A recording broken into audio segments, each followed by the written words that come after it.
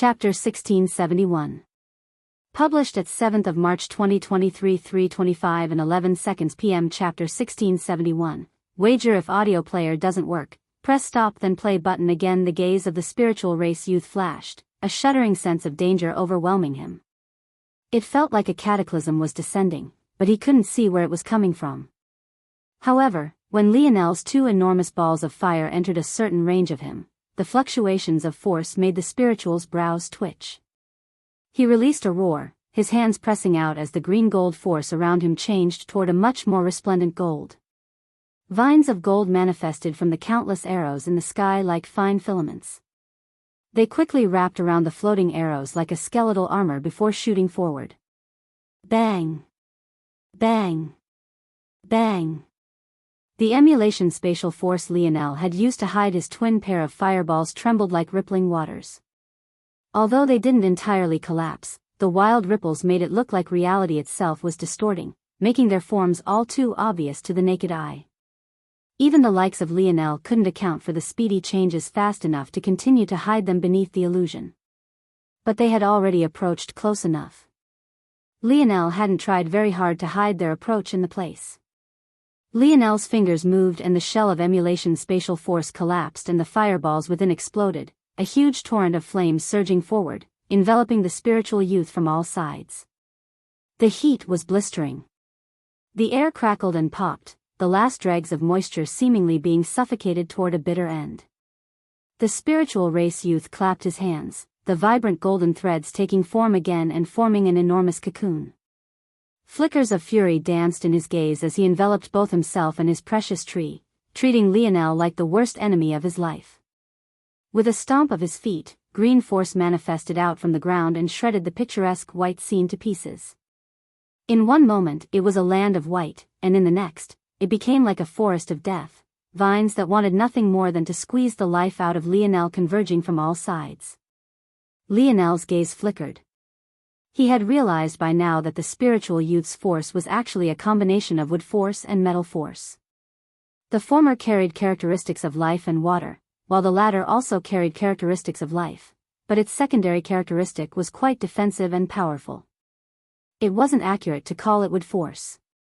Wood force was similar to ice force in that it didn't truly exist, it was rather a fusion of earth force, life force and water force.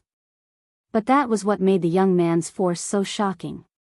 If Lionel counted correctly, this singular force was a fusion of at least 5 or 6 forces, making its characteristics incredibly difficult to pin down, and this was even more so for its weaknesses.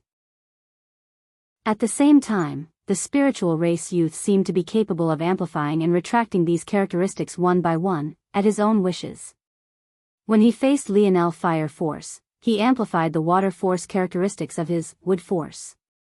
When he wanted more offensive power, he leaned into the more offensive nature of his force's metal characteristics. When he wanted to defend, he would tap into the defensive characteristics of his force.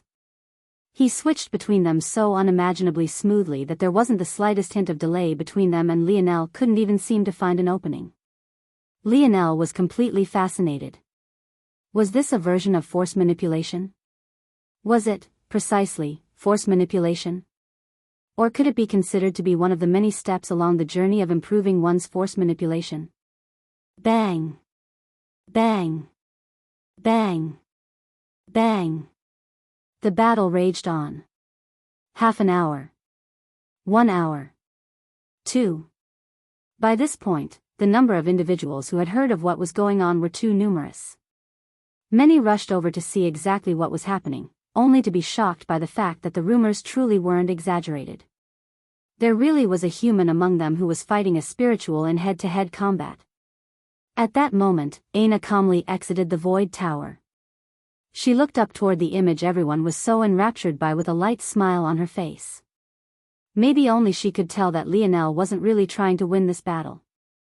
His mage arts were probably by far his weakest aspect right now, and the Scarlet Star force he was using was still 5th dimensional.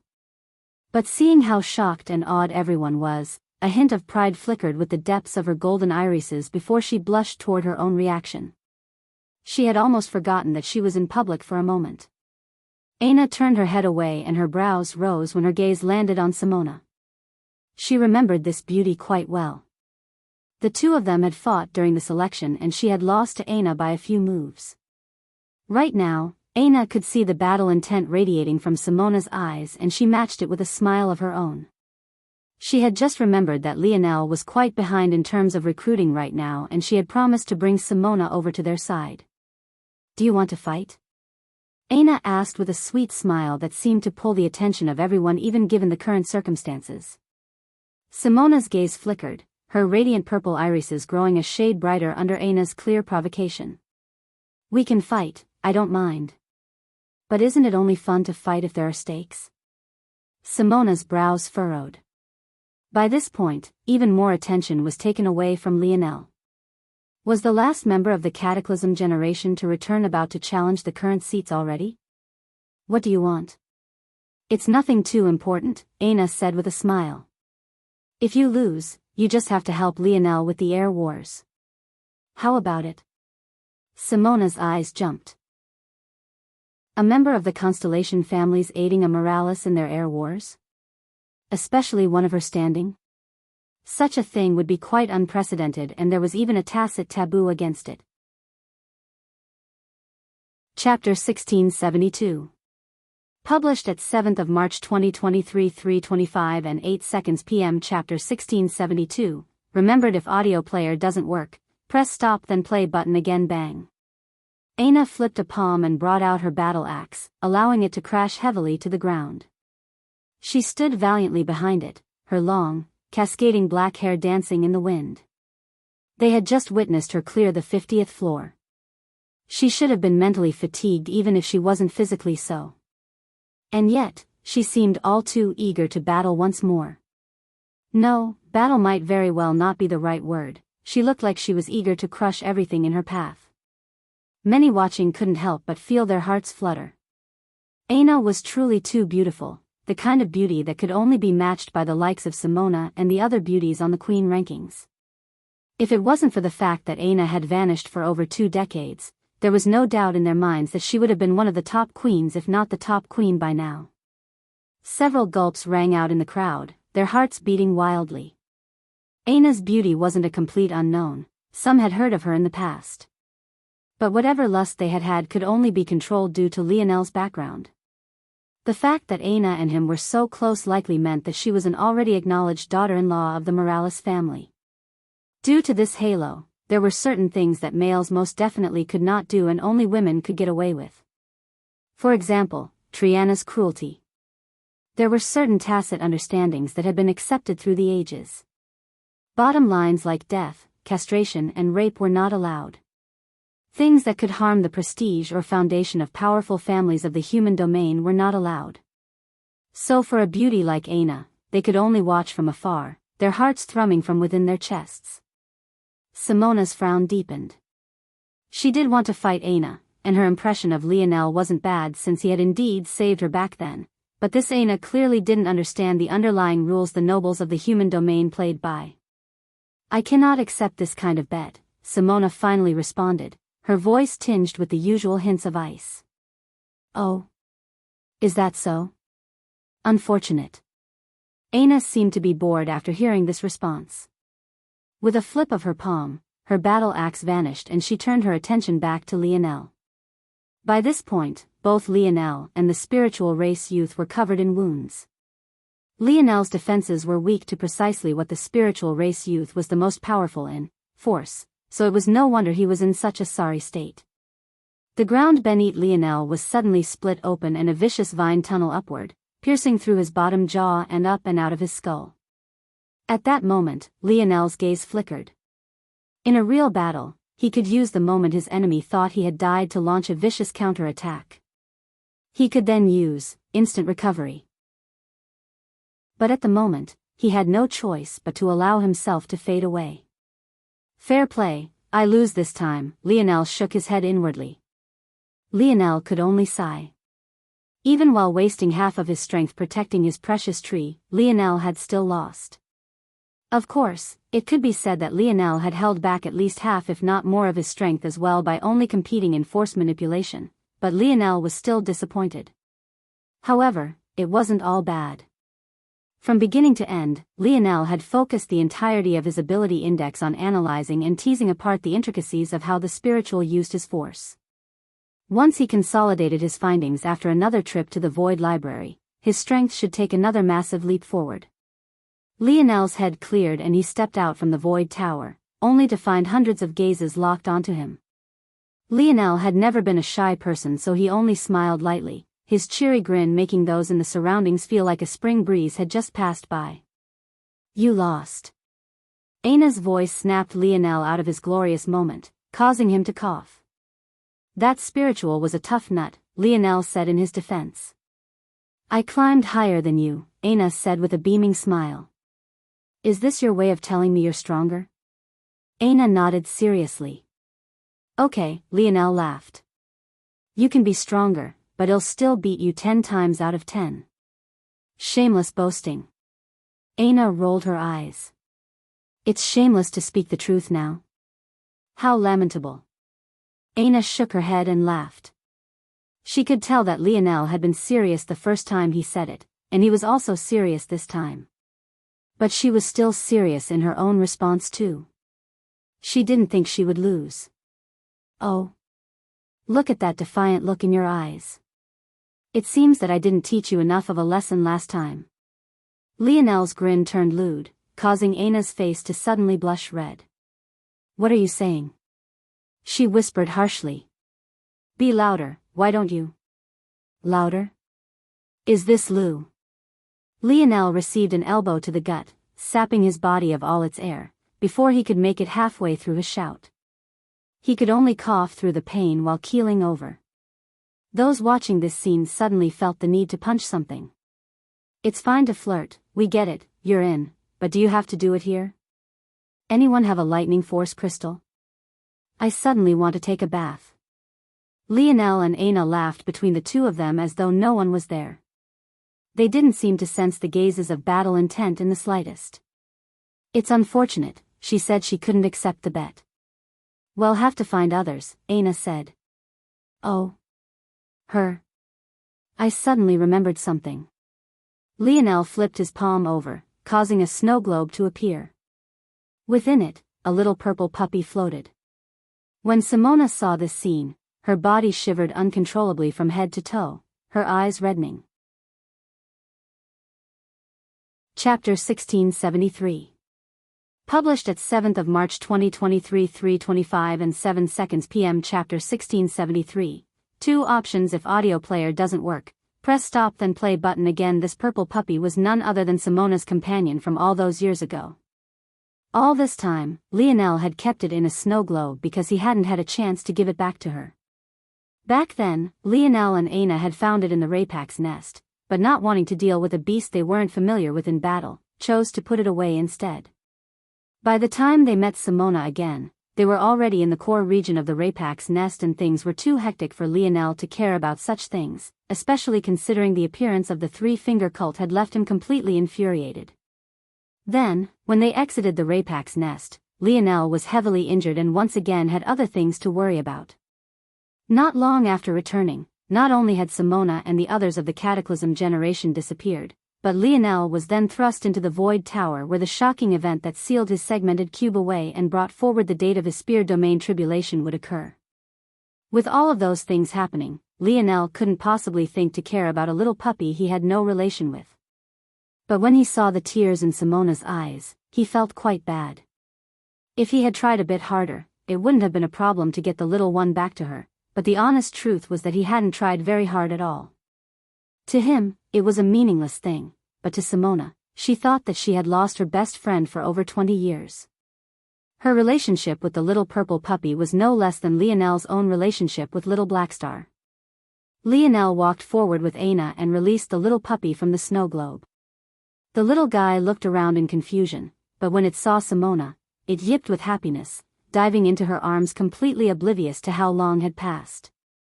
Simona, the ice beauty that everyone had come to know, couldn't help it anymore and broke down in tears. Lionel scratched the back of his head. The emotions themselves didn't make him feel uncomfortable, it was more so that he felt bad that he was probably the reason they came out in a torrent like this. She might have not reacted like this had he found a way to get her companion back right after the Rapak's nest. Thank you. Thank you, Simona spoke between sobs. Seeing her being so grateful for something like this, Lionel didn't know what to say. If anything, it only made him feel more guilty. Ah, it's no big deal. I just happened across the little guy in the Rapak's nest, but things were too hectic to find time to return her home. Sorry about that. Simona tried to speak but ended up just shaking her head again and again. Lionel obviously wouldn't know how important this little purple puppy was to her. Only she knew how slow her progress was in recent years without this little one by her side. The Pious family was very powerful in their own right, but Simona had another lineage that relied heavily on beast companions. All this time, she had only been able to tap into a portion of her potential because she had lost her life partner. She had been infuriated for a long time before that fury became helplessness. She knew that the little one was still alive due to their connection, but she had never been able to sense exactly where it was, making her feel that all of it was an illusion. Everything was fine now, everything was more than fine. Simona bit her lip heavily. She wanted to repay Lionel for this debt, but she hadn't said those words casually. She truly couldn't act personally. If the Constellation families acted personally, it would no longer be a matter of the younger generations, but instead feel much more like a domain war of the human domain. There was a reason why the likes of Valiant Heart Mountain could participate in the past, although they were among the very weakest. Lionel waved a hand. There's really no need to care about it so much, it took no effort on my part and I even delayed it for so long. Simona shook her head, only Vei slowly regaining her bearings. She took a breath and exhaled. I cannot participate, and my Pious family cannot, but my paternal family can.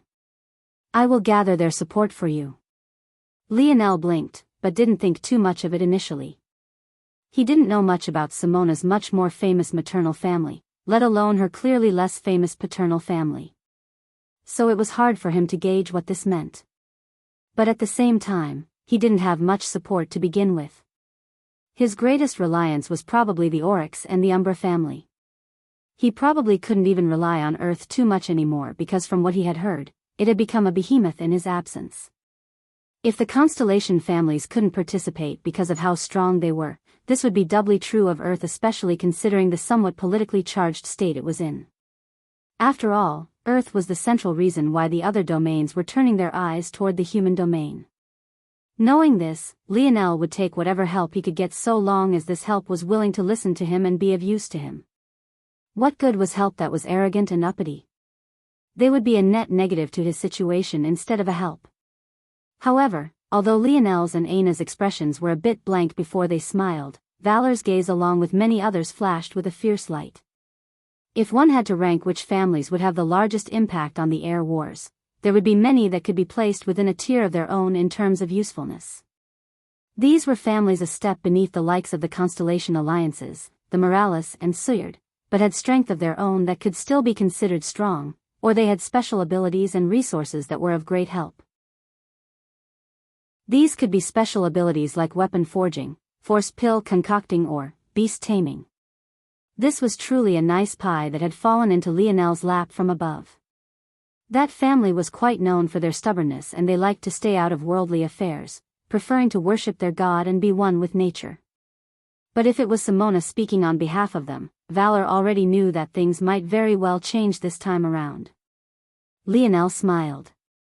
Then I will have to thank you in advance. I'm sure everyone knows that I'm quite far behind, so I need all the help that I can get. Lionel's laughter made many smile beside themselves. When he wasn't slaughtering people with the point of a finger, he truly did seem to be quite amiable and approachable. Lionel wanted to say more before he killed the time between now and when his earned void merits were paid out, but before he could, a looming shadow appeared over him. Lionel's eyes narrowed, his amiable smile vanishing as he looked forward. With how tall he was, Lionel rarely did anything but look down, but this person was able to meet his gaze on a level playing field. Conan Leo. I can admit that your performance was outstanding, but regardless of how you looked, a tier 1 is still a tier 1. I want challenge in my capacity as an individual, as I would gain no satisfaction from winning such a battle. I will wait for you to enter Tier 9 first. However, in my capacity as a faction leader, with how many of my men you've left beaten, bloodied and crippled today, I have no intention of letting you off. So I'll give you two options. The first is to apologize to each one of my men personally. So long as you do this, I will leave you be until you can grow to my height. If you do not want to do this, there is still a second option. Break one of your bones for each one of my men that you've hurt today. Do that, and I will also let you go. Make your choice. At that moment, the blood of the Lion Pride faction youths boiled, looking toward the back of their leader. They gripped their fists hard, their eyes reddening and a dense golden force wafting from them all. Together, the pressure they gave off seemed to make the air tenfold heavier. Lionel met the gaze of Conan. I'll return your two options with two as well. Piss off or taste my spear, which will it be? Chapter 1674. Published at 7th of March 2023 3:25 and 1 p.m. Chapter 1674. Hushed silence. If audio player doesn't work, press stop then play button again. A hushed silence overcame the surroundings after Lionel's words fell. But very quickly, the skies seemed to rumble as Conan's expression turned malevolent. Lionel's hair blew backward under Conan's aura, his shirt and sweats being pulled against his body as though they might fly into the distance at any moment. However, all such momentum did was reveal just how defined the lines of Lionel's physique were and emphasized just how indifferent he was in the face of such strength. There's no need to say anything, Lionel suddenly spoke. However, it was clear that the target of his words wasn't Conan. Instead, they were for Simona and Valor. Since he wants to dig his own grave, let him dig it. Lionel hadn't vented all of his frustration just yet.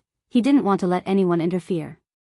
When it came to dealing with the likes of Conan, he really wanted to see if he deserved the amount of arrogance he was exuding right this moment.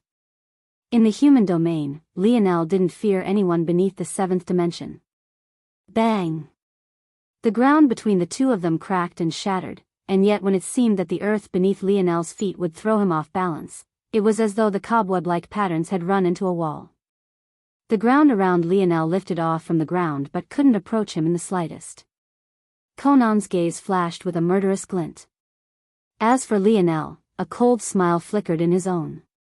For an instant nothing happened. But in the next moment, they moved at the same time, Conan's fist splitting the air and Lionel's palm flipping to reveal a piercing spear. The clash sent sparks of force flying in all directions, a tempest of wind forcing the weak to fly hundreds of meters backward. Anarchic force rolled and the dark clouds above trembled. The roar of a majestic lion rippled through the surroundings from one side, but on the other, there was nothing but absolute silence. Aina, who had been right by Lionel's side, narrowed her eyes, a killing intent dancing in the depths of her irises. But realizing that she probably shouldn't interfere, she took a light step backward, crossing dozens of meters at once and crossing her arms about her chest. Bang! The ground beneath Lionel's feet finally shattered as a bronze aura erupted around his body, dispersing all of Conan's power away from himself. At that moment, Conan took a single heavy step backward while Lionel didn't move at all. It was nothing more than a single exchange, but the result left those watching in shock. It felt like a calm lake had suddenly suffered the barrage of an avalanche of stones, furious currents of water spreading out in all directions and even drowning the shores. Conan had actually lost the exchange by a small measure. The difference was too striking. Conan was adorned in valiant beast cloth formed by the furs of some of the strongest beasts to exist in the human domain. He looked ready for battle, the picture of manliness and the ideal archetype of a general of war. However, on the other side, there was Lionel. He hadn't even bothered to put on the uniform of the Void Palace because his original uniform had long since been destroyed. He wore the most common clothing of third-dimensional Earth, a simple pair of gray sweatpants and a plain white shirt. Although the two of them were exactly the same height, both standing at over 2 meters tall, just due to the difference in their presentation, most subconsciously believed that Conan was far larger and far more powerful. The result was the illusion of David meeting the Goliath, but this David seemed to have no need for skill or tactics. he could meet Goliath head-on without taking even a single step back. Shirring. Shirring. Clang. Clang. Lionel's absolute spear domain whirred to life, a tornado of golden spear force revolving around him. At that moment, he went from a casual young man who looked as though he had just rolled off his couch to a valiant warrior. His hair lifted into the air, its pale violet color shimmering with a delicate white gold light. Conan looked down at his feet, seemingly not believing that he had been forced to take a step back. By the time he looked back up, his golden eyes blazed with an undisguised fury.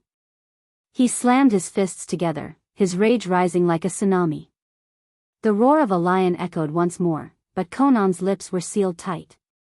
The manifestation of his god runes alone seemed to be more than enough to cause this phenomenon to appear. His hair grew, his beard increasing in volume. His pupils dilated and his body grew an entire foot. Claws extended from his fingers and his arms and thighs grew another size. Even with his lips sealed close, a pair of fangs slowly manifested, cutting down the length of his skin and taking droplets of blood with it. He stood to the tips of his toes, the flat of his feet extending in size as his calves pulsed with power. Just standing there, he released an undisguised bestial aura.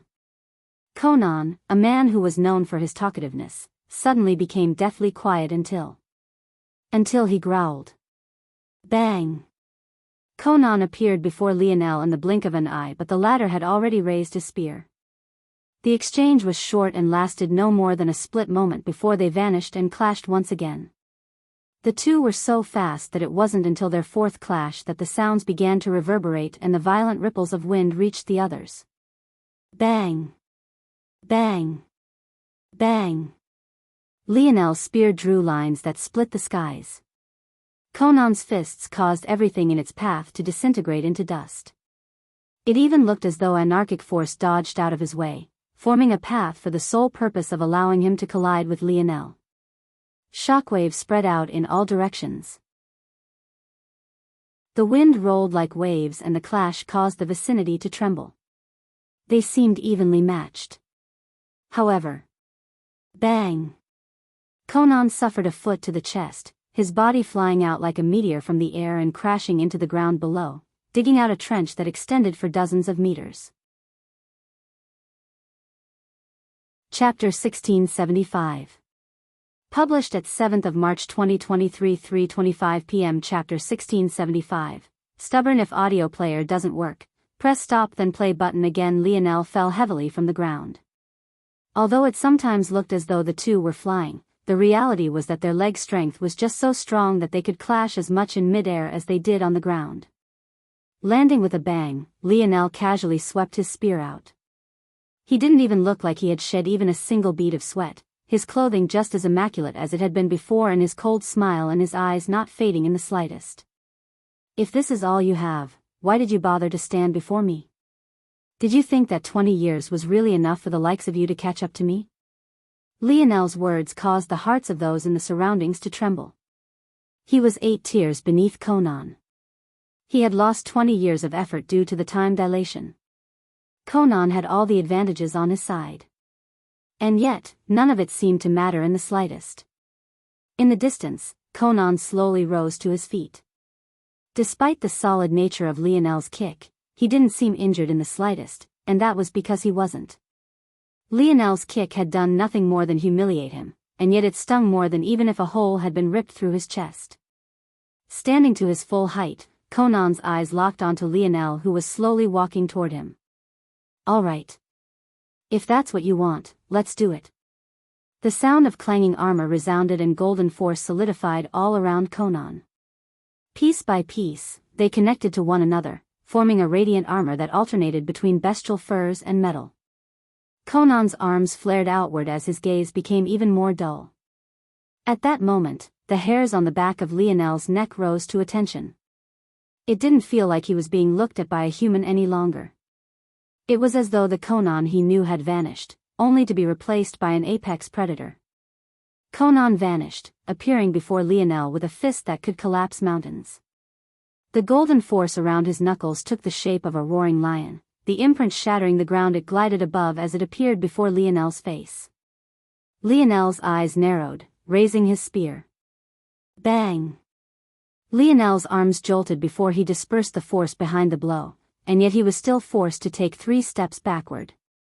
Conan's leg rose into the air, lashing out like a whip. Lionel blocked once more, but Conan's next attack already appeared like a relentless avalanche. Fist, legs, elbows, knees, he flowed from one style to the next seamlessly.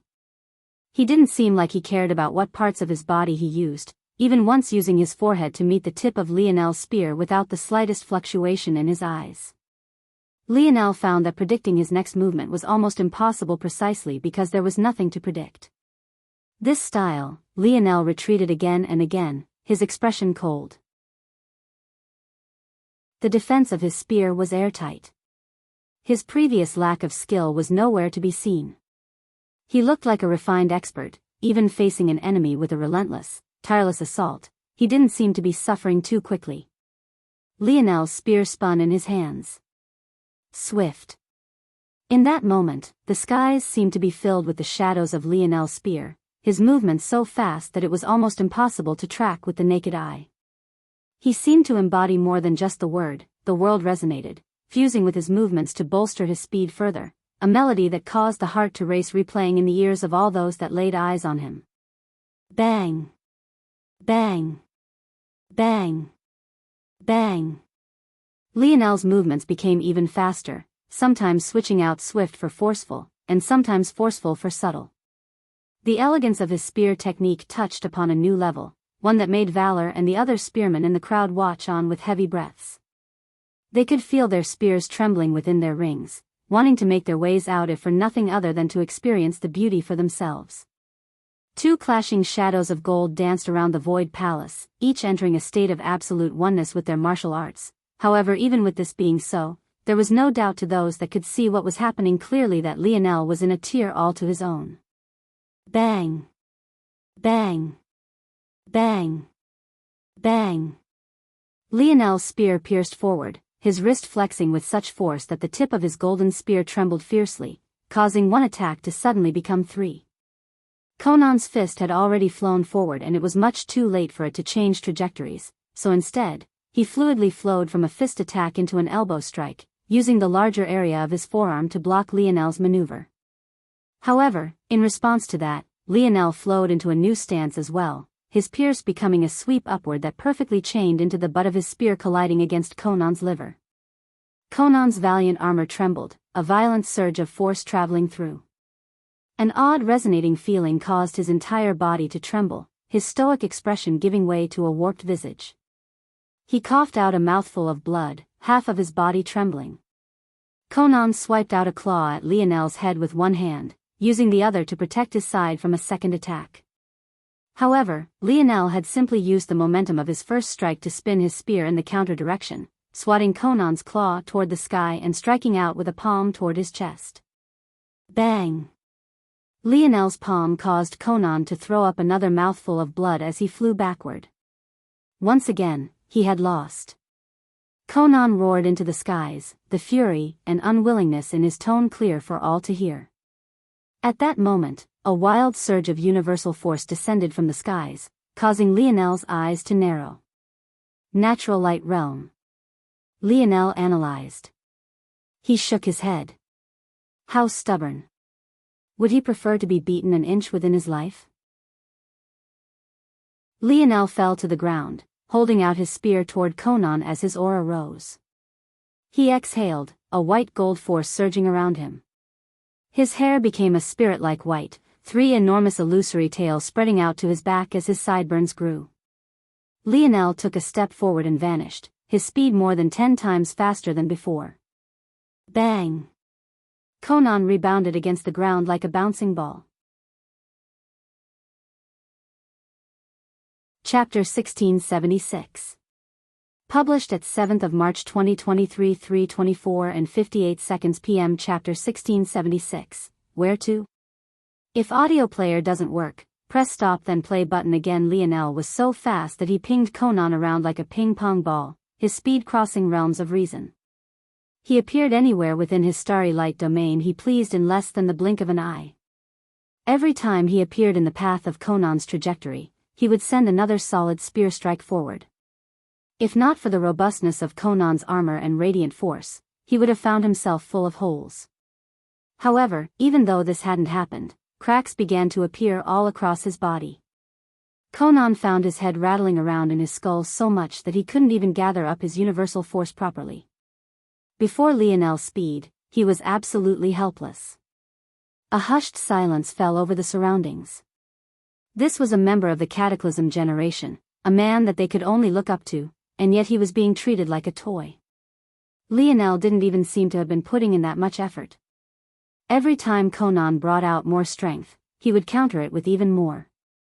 It was clear to many that Lionel didn't want to give Conan the time to gather up universal force, but who cared? If you couldn't use your strength in battle, that was your fault. It wasn't the job of your enemy to allow you the time you would need. As for Lionel, he didn't fear Conan's natural light realm, he just felt that it would be too inconvenient to face right at this moment. Even if the natural light realm of this world couldn't compare to the zone, it was still considered to be a seventh-dimensional boost to one's strength here. It had to be remembered that universal force was what could help one to bridge the gap between dimensions, and this was especially true the higher in the dimensions you went. Lionel didn't want to expose the cards he would have to if Conan was allowed to bring out such an ability, so he simply reacted quicker than Conan could. Bang! Lionel landed heavily on the ground, his foot pressed firmly against Conan's chest. With a burst, the latter's valiant armor finally reached the end of its resistance, combusting into a rain of motes of light. Lionel looked down, pointing his spear to Conan's head with a single arm. His white hair faded back to its usual pale violet and his tails retracted. Leader! Release him! A surge of experts of the Lion's Pride faction tried to rush forward. They had wanted to interfere previously, but they simply couldn't. The level of the battle had been too far beyond them. If they tried to rashly interfere, they would have only made things worse. But now that things had reached this point, how could they continue to remain indifferent? The eyes of Simona and Armand flickered as they looked toward Lionel. They still found it hard to believe that what they were seeing was real. Armand, especially, had once thought less of Lionel because his lineage factor suppressed Lionel's own. Back then, Lionel wasn't ready for the phenomena, causing him to be shocked and taking a small loss in their exchange of gazes. But Armand was shocked by Lionel's performance in the Rapak's nest, and was further shocked by what he was seeing now. Although only Conan had spoken back then, they had all agreed with him. The large gap between them and Lionel came down to his Scarlet Star Force, a gap that they would be able to close in the future. In fact, the fact that Lionel started with this leg up would only harm him in the future due to the weakness of humans when it came to the manipulation of high-level forces. However, never did he think that Lionel would be able to defeat them with a 20-year disadvantage without using anything other than Spear Force. Even toward the end, he didn't use Scarlet Star Force, but rather used Ethereal Star Force to boost his speed. He clearly hadn't gone all out at all. What these geniuses of the Cataclysm generation didn't know was that the Lionel they met was almost entirely ignorant of the ways of the dimensional verse. His spear technique was weak, his usage of his lineage factors was poor, his paths were unrefined and diverging. Ultimately, he couldn't match up to these geniuses who had been nurtured by their families since the moment they were born. However, now, things had changed a great deal. He had learned far more about himself, and having taken a glimpse at what the true pinnacle was, he found these geniuses to be playing no more than a child's game. Conan? The mighty member of the Cataclysm generation? He wasn't even at the standard of a lower fiend-class demon without using universal force. Lionel raised his head, looking toward the charging youths. At that moment, a swirl of black appeared by Lionel's head, an adorable mink appearing with sparkling black eyes. Yip! Yip! Little Black Star vanished. Bang! Bang! Bang! Bang! Numerous geniuses went flying one after another, unable to withstand even a single hit. They ended up in a more miserable state than even the one Lionel had put them in. Beneath his feet, Conan coughed, bits of flesh and blood coming out from his mouth. Lionel looked down indifferently. If this wasn't the Void Palace, you would be a single stroke away from death. You should learn to rein in your arrogance. Of course, do as I say, not as I do. Lionel laughed, removing his foot from Conan's chest, flipping his palm and allowing his spear to vanish. With a step, he appeared by Aina's side with a beaming smile as though he hadn't just been in a battle that shook the Void Palace. Little Black appeared on Lionel's shoulder, his long whiskers tickling against Lionel's cheek. Alright, this place is a bit boring, don't you think? Let's go elsewhere to kill some time. Aina raised an eyebrow. Where? Well, I originally wanted to go to the Senate to claim the missions they've been monopolizing, but there's really no point in doing that now that the Void Tower will cover it. I've been curious about the archery faction. I think that I'll swing by and give them a visit. Up above, Cornelius' lips twitched. The Void Elders were so wise, but it seemed they had made a mistake this time. Important announcement below. Chapter 1677. Published at 7th of March 2023 3:24 and 57 seconds p.m. Chapter 1677. 2 methods if audio player doesn't work. Press stop then play button again. Lionel did really want to enter the archery faction to see what they had to offer. Mostly, he wanted to see what the highest echelon of bowmen in the human domain could do. Although it was a bit embarrassing now that he thought about it, Lionel's greatest reference for top-tier archery until now was from the genius of a family small even in comparison to the Luxniks. It was he who taught Lionel that bow force could be used cleverly to change the direction of an arrow mid-flight. Outside of this, Lionel had been on his own. This just went to show the sheer amount of talent Lionel had in the bow.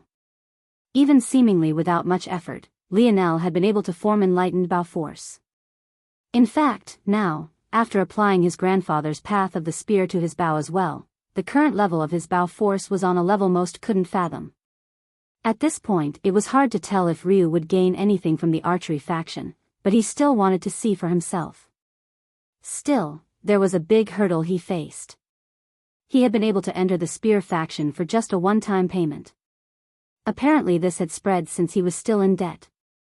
However, he obviously wouldn't be able to do the same thing with the archery faction.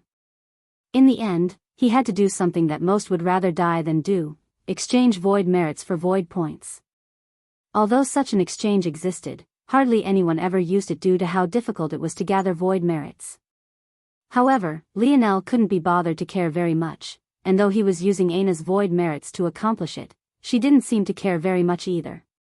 Unlike others, the two felt that they had almost too many void merits. It would be hard to spend them all if they didn't use them like this. Once they had waded through the weird looks of the Senate branch overseer, they began to make the journey toward the archery faction. This region of the Void Palace wasn't one that Lionel had been in before. It made him realize just how much of this place he hadn't had the opportunity to see. Being the size of several planets put together, there was no doubting the vastness of the Void Palace. As Lionel and Aina moved at a leisurely pace, news of what happened just hours ago spread with the swiftness of the wind, but even so, it could only move about so quickly, especially after it was quickly monopolized by the information factions of the Void Palace. Once these powerful factions in the dark got their hands on such a thing, it was immediately placed at the top of their priority list and classified as top-shelf information. This state wouldn't last long, but they didn't need it to. They only needed to suppress it for a few days and rake in the profits. Once the time period passed, it would no longer be as valuable. This led to a weird situation where the information spread swiftly for the first few minutes, but was quickly stifled soon after. It seemed quite clear that the job of gathering information was only part of the duties of this information network. Just as important was the job of controlling the flow of information as well. Unless they could maximize their own benefits, what good was it to them if everyone else was well informed? As for their targets with this information? Of course they only wanted the patronage of the most prominent figures of the Void Palace, as only they would be able to afford the exorbitant prices.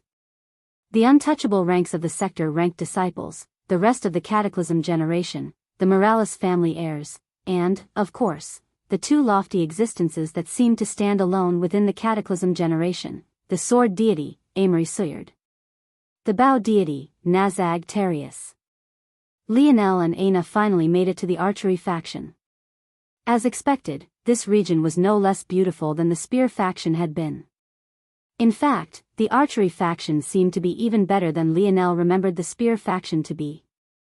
There was a formation in the surroundings that staved off anarchic force. There was an artificial sun in the sky and radiant rainbow-colored clouds.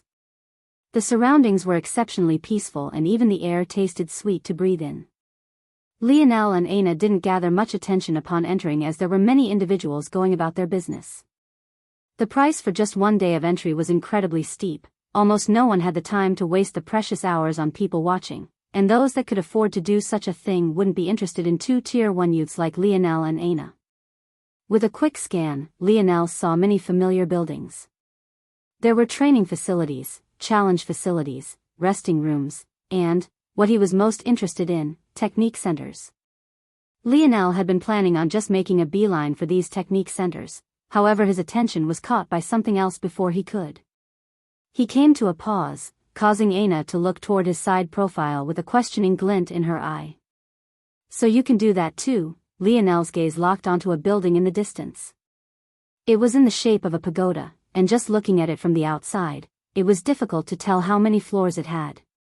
At one glance, it looked like it had 7, but when Lionel blinked it became 8, then 9.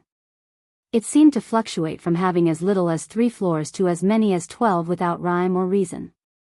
Lionel had seen a building like this in the spear faction as well and he understood what it was. There were 2 methods of learning techniques in a weapon faction. The first was the conventional way. Go to the technique centers, find a description you liked, and exchange for it with money and points. The second method, however, didn't require the use of the money. But it was likewise far more troublesome to deal with. Lionel took Aina's hand and walked forward, an amused glint dancing in his eyes. Chapter 1678. Published at 7th of March 2023 3:24 and 54 seconds p.m. Chapter 1678. Truly unmatched. If audio player doesn't work, press stop then play button again. Lionel appeared beneath the pagoda to find quite a group. In a space where no one wanted to waste even a single moment, it seemed to be completely the opposite in this region. Not only were they lingering, no one seemed to be in a rush to do anything. Seeing such a scene, Lionel had a feeling that he would see a repeat of what happened around the Void Tower again, but this time, it was even sadder than before. It could be said that the group around the Void Tower were mostly the lowest rung of the Void Tower. But anyone who could scrounge up the Void points and merits needed to enter this region was most definitely above average. And yet, here they were, idly wasting their time. Lionel shook his head and stepped forward. You can wait here. I'm not sure how long it'll take, but it probably won't be too long. Aina smiled and nodded. She didn't mind waiting. Although she wasn't a Bao woman, this was one weapon that she wasn't familiar with that she had some curiosity toward. Her instincts told her that it wasn't quite yet time to try out the Bao, but there was no harm in taking a peek at something here. Many looked toward Lionel and Aina at this time, mostly because it was quite rare to see a woman like Aina. However, after Lionel began to walk forward, their reasons drastically changed. Stop. A commanding voice called out, but Lionel's attention was entirely focused on the pagoda ahead, a light smile on his face as he looked almost straight up. He was really curious about the illusion of this pagoda and what secrets were inside. His trigger finger was itching. I said stop. The voice of a woman boomed, but Lionel had already made it to the entrance. Due to the fact that no one had dared approach the pagoda, Lionel faced no obstruction to this point. But when the woman saw that Lionel truly had no intention of stopping, her palms shook to reveal a crystalline Bao, a pinch of fury furrowing her brows. She pulled her Bao string and released a streak aiming right for the back of Lionel's knee. Such an injury would leave him crippled for at least a few months without extraordinarily expensive treatment methods or rare healing lineage factors. However, just when the arrow was about to cripple Lionel's mobility, the Bao force around it vanished when it entered a certain radius. Clang! The arrow hit against the back of Lionel's knee, rebounding into the hair without even the slightest result to show for it. Lionel's steps paused and he looked back, his gaze locking onto the woman who had pulled the bowstring. Considering they were all in a fairly confined area, the young woman was no more than 30 or so meters away from Lionel. At this distance, even Lionel himself would have trouble dodging the arrow of an expert archer in his base form. Of course, he could have dodged by calculating the trajectory of the arrow before she released it. By then, it would be a different matter entirely. However, he didn't do so as he didn't feel that there was a need to. The young woman was shocked. All archers had sharp eyes, it was one of the main prerequisites to reach their level. They all saw what happened almost too clearly, from the dispersal of the bow force to the fact that Lionel didn't even make a move to attempt to block. His innate defenses were more than enough to deal with the remaining momentum of the arrow. The young woman's heart couldn't help but beat wildly. Was that the Force Negation Ability Index? Usually, there weren't dividing ranks of ability indexes outside of the tiers within them. By and large, two abilities at Tier 3 would both have about the same amount of usefulness. However, there were still some ability indexes that were far more sought after than others. While many might abandon their ability indexes in favor of their legacy factors or other innate abilities, there were some ability indexes which would be honed no matter how high your birth was. Force negation was definitely one of these abilities. Fighting such a person made it feel like you were doing so with one hand tied behind your back. Still, after her initial shock, the young woman's expression became dark. The Bao Pagoda is not an option to outsiders right now. The Bao deity party is currently inside, wait until they are finished. Lionel looked the young woman up and down before turning around and entering the so-called Bao Pagoda. His actions left everyone absolutely stunned. Did he not know what the Bao deity party was and what power they held? Wait, it's actually him. The heart of the young man by the young woman pulsated. The young woman frowned, looking over toward him. You know him? She asked. No, I don't know him, but I saw him in the Void Senate just yesterday. He was the one who heavily injured Triana and Joey before somehow escaping punishment from Majority Leader Sweard. The young woman, a member of the Terrius family who went by Lyra, felt her heart skip a beat when she heard this. Triana? Joey? Regardless of which of them it was, both were strong enough to crush her with a single finger, but he had heavily injured them both? News of what had happened in the Void Senate also flowed out in a very slow and controlled fashion, but the members of the Bao deity party were hyper-aware of what had happened since it involved a member of their own faction. Now this person had actually come to their archery faction so boldly and openly. A flash of rage flashed within the young woman's eyes. Report this. We need to report this now. Aina was easily able to hear all of these conversations, inwardly shaking her head. Lionel was truly very good at getting into trouble. In this aspect, he was truly unmatched. Chapter 1679. Published at 7th of March 2023 3:24 and 54 seconds p.m. Chapter 1679. Bao Pagoda. If audio player doesn't work, press stop then play button again. Lionel's vision spun. When it cleared once again, he felt as though he was standing in the depths of space. There was a sea of vast stars as far as his eyes could see, and beneath his feet, there was nothing but a small black platform. However, Lionel wasn't alone. By his side, there were 3 others, all 3 of whom were young men and surprised to see him. Soon, though, their surprise turned into a frown.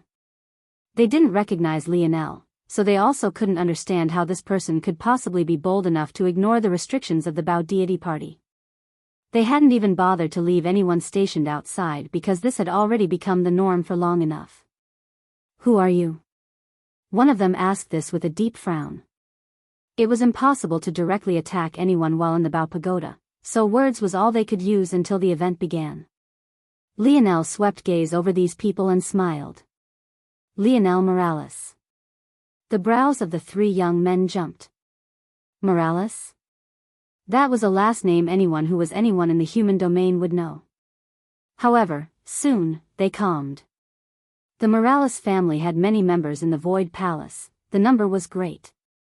After all, it wasn't just the 7 Novas who carried the Morales name here. Not all Morales could instill fear in others like the 7 novas could, or, rather, the 6 novas, as very few knew of Lionel. That said, most Morales were under the protection of one of the 6 novas, so the 3 of them didn't dare to be too hostile with Lionel. Even so, that didn't mean that they would be welcoming. Morales? A spearman wants to dip his toes into something that has little to do with him? The young man, who went by Craze, snorted. He knew that it was already too late to kick Lionel out, so he was unhappy. Don't be upset, Craze. The Bao Pagoda is usually worth a few days of torture, at least like this we'll have some entertainment. The 3 young men laughed, but Lionel's smile didn't fade. With a stretch and yawn, Lionel loosened up his limbs before waving at the air and forming a bow out of emulation spatial force. Seeing this, the eyes of 3 flickered, but they still shook their heads in the end as they pulled out their own bows. Although the force Lionel had just used was one they had never personally seen before, what good was it if his skill wasn't good? Keep talking about entertainment, Kaisen, and it'll crush you even worse than last time. The 3rd boy, Mallow, sneered. You 2 talk too much for 2nd and 3rd place. You get 1 first place and suddenly you're talking so big, Craze sneered back. 1. Mallow laughed, holding his bow up. Your face is pretty thick. If my calculations are correct, this will be my 14th first place in a row. The faces of Craze and Kaisen darkened as they brandished their own bows. Lionel suddenly chuckled, causing the 3 to look over. But by this point, he had already stopped paying attention to them. At that moment, the surrounding space began to warp. As though they had entered hyperdrive, the stars whipped by at blazing speeds. Twang! Twang! Lionel lightly tested his bowstring, not paying attention to the changes. The Bao Pagoda didn't have a fixed challenge much like the Void Tower. However, in comparison to the Void Tower, it was even more complex because it was prepared to provide a test to just one person or multiple people at once. That said, it was consensus that there were more variations to be had when the pagoda tested more people at once, and as such, the rewards were potentially more lucrative as a result. Whether or not this was actually true was unknown, but due to the sheer length of time the trial lasted, it was more fun to enter with others than to not to, so it was potentially an excuse others came up with to avoid the loneliness of training alone. The speeding stars came to a halt and the skies trembled. When their vision adjusted, they found themselves standing upon what looked like highway lanes formed by starlight. They stood about 50 meters apart and targets in the distance moved from left to right. The closest target was 500 meters away. The second was 1 kilometer away. The third, fourth and so on continued in 1 kilometer increments until 10 kilometers was reached, whereupon the next was 20 kilometers away. The speed of the targets were consistent and not very fast, moving at maybe 5 kilometers an arrow. All things considered, this wasn't a very elaborate test, it hardly needed to be explained. Whoever pierced through the furthest target would win. As for the more complex rules, there were some. First, one had to start with the closer targets before progressing. You would only have 3 chances to miss before you would drop out of the race. Finally, you could skip targets, however should you miss, the 3 chances would vanish all at once and you would be eliminated. The 3 young men, Malail, Craze and Kaisen all aimed at once, their arrows whizzing through the air and shattering the 500 meters target all at once. They reset themselves in the blink of an eye, pulling their bowstrings once again and shattering the kilometer target. At close distances, they could simply brute force it. Their arrows flew so fast that the movement of the target was almost irrelevant. The faster they were, the easier this trial would be. By the time they prepared to shoot down their third target, Lionel had yet to prepare to shoot at his first. The difference seemed obvious to them. However, Lionel was actually just paying attention to their movements. After all, he had come here to learn first and foremost. But seeing their brute force method, he quickly became bored. He raised his bow, his back tightening and his chest expanding. Twang! Lionel's arrow shot over the 500-meter target, high and far to the right, causing the 3 to be shocked for a moment before their laughter rang out. Unfortunately for them, the shattering of a target much further ahead jarred them awake. Their heads turned, their pupils constricting as the 5-kilometer target shattered into motes of light. Lionel pulled his bowstring again, releasing a moment later. Bang! The 10-kilometer target shattered. Chapter 1680. Published at 7th of March 2023 3:24 and 52 seconds p.m. Chapter 1680. Be obedient if audio player doesn't work. Press stop then play button again. Lionel's gaze was frighteningly sharp, a suffocating coldness rolling off of his body in waves. After he crossed the 10-kilometer mark, the difficulty shot up with every increment coming in sets of 10 kilometers.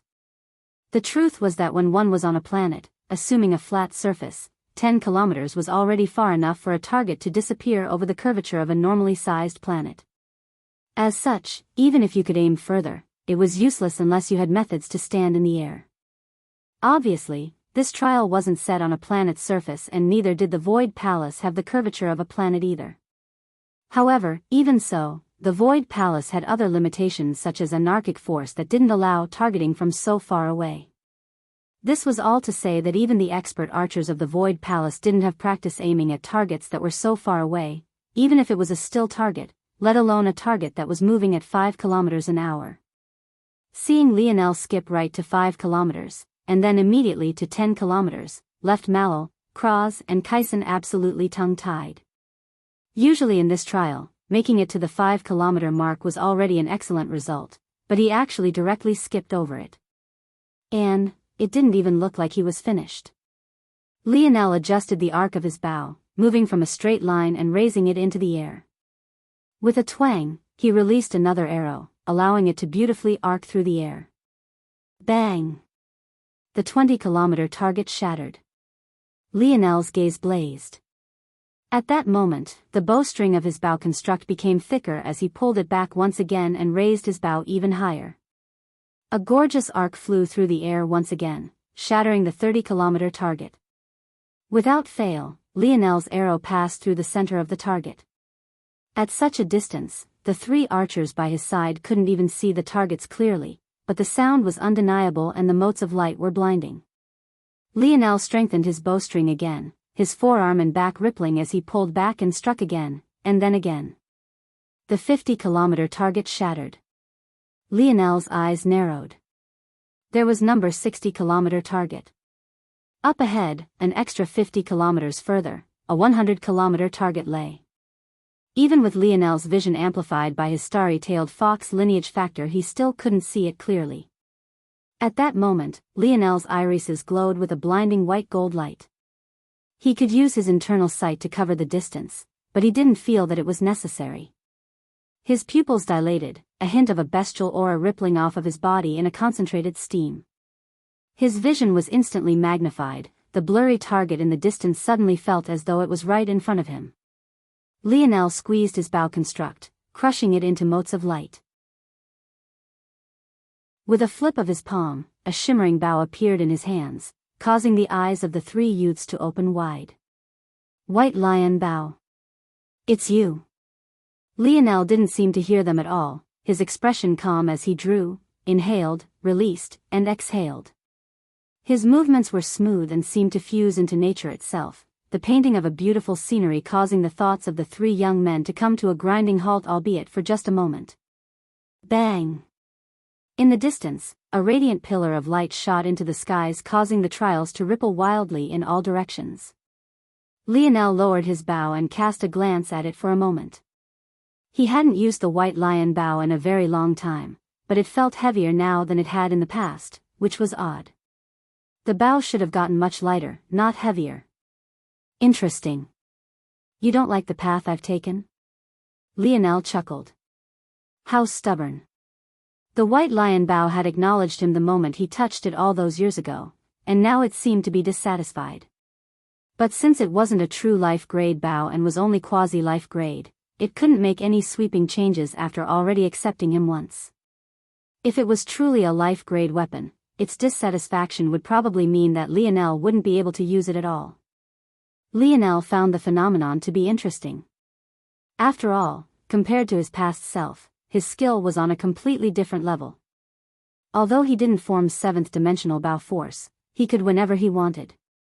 The only reason he didn't was because he felt that his Bao force had far more potential to unleash at its current stage. To think the White Lion Bao wouldn't be happy with him. Lionel chuckled. Are you mad that I used a system designed for the spear with you? It's the same difference, don't you think? Is there a need for this tantrum? The Bao vibrated, seemingly understanding what Lionel was saying. Be obedient, Lionel said lightly, his smile fading. This is just the beginning regardless. If you can't keep up, it'll leave you behind. By then, you won't have the luxury of showing your dissatisfaction at all. The Bao vibrated again, clearly unhappy. But in the end, it still obediently became lighter in the end. With a flip of his palm, the White Lion Bao vanished.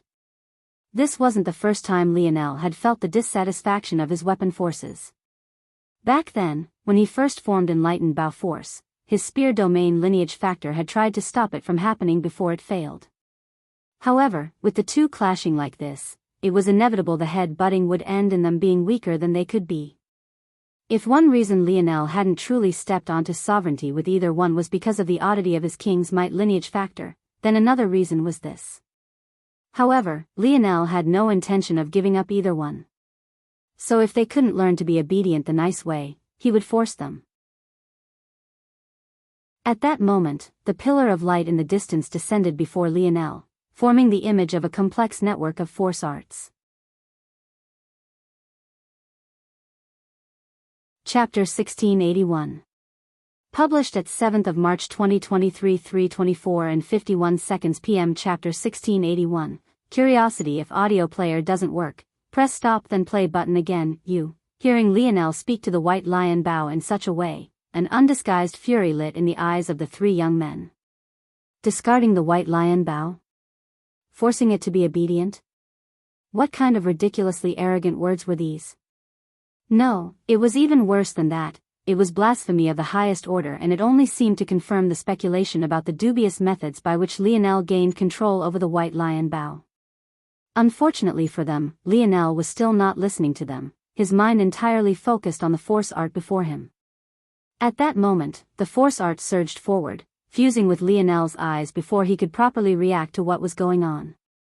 A rush of information flooded Lionel's mind, but more importantly, he felt a rush of energy flood into his eyes, winding in a feedback loop between them and his brain again and again. Every time the energy revolved, Lionel felt that his vision became clearer. In just a few seconds, his vision was as strong as when he used the starry-tailed fox's eyes despite the fact he hadn't activated it. Lionel's gaze couldn't help but narrow.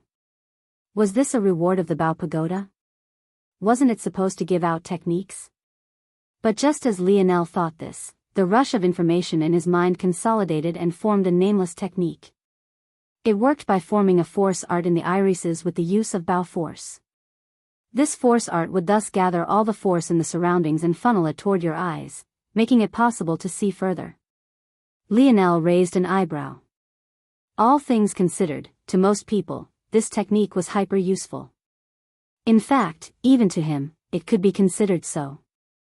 Although his internal sight would probably still be more useful, this technique had its own applications. However, all things considered, he wasn't too overly excited about it, it was just all right. Still, while his own reaction was benign, the reaction of the three youths was vastly different from just this. In fact, they felt like their worlds were being flipped upside down. Lionel might be ignorant about what was happening here, but how could they be? All of the pagodas of the Void Palace had a single line connecting them, the domain ring heirlooms. There was one pagoda in the archery faction, one in the spear faction and one in the sword faction. These were the three pagodas. At least they were the three that remained. It was said that many years ago, before even the establishment of the Void Palace, the ultimate reward of these pagodas were, precisely, the domain rings.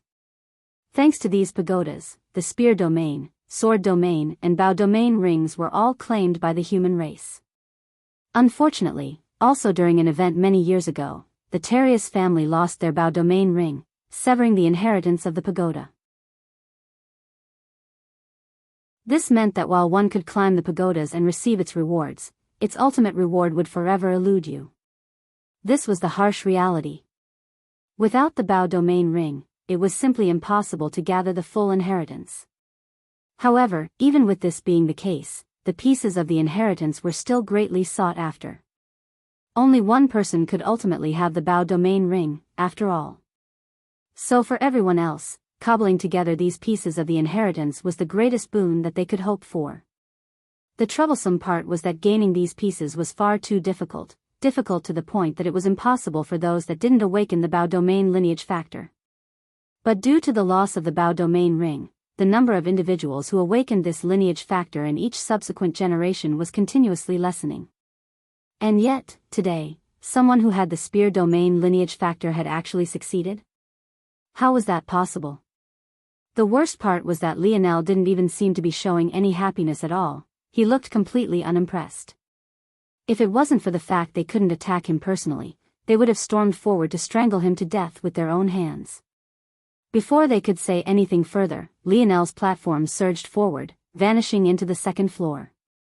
The three grit their teeth, turning their attention toward their own trials. They had to hurry up and catch up. If they didn't, who would stop him? A helpless light flashed in their irises. Even if they caught up, how would they stop him exactly? This felt like all those years ago when that woman charged into the archery faction and took the white lion Bao away under everyone's eyes. There were rules they all had to follow. Gatekeeping things like this was impossible. Even if the Morales family and the Suyard family allowed their pagodas to stay here, so what could they say if Lionel gained all the pieces of the inheritance? If they complained, wouldn't people say that they only left the pagodas here as long as no one actually used them for their intended purpose? By then, what would be the point in leaving these pagodas here at all? Lionel couldn't be bothered with the thoughts of the three as he was entirely focused on the trials. Although he was uninterested in what was the first reward, he wanted to see if there was anything better waiting for him ahead. To do this, he realized that he would have to reach the highest standards for each of these tests, but he wasn't very worried about doing this. Compared to all of his other abilities, what he was maybe the most confident in was his throwing ability. If there was a second, it was his archery. If there was a standard to be reached here, he would definitely reach it. It was that simple to him. He completed the second trial even faster than he had in the first, watching as the second pillar of light descended before him with a hint of curiosity. Chapter 1682.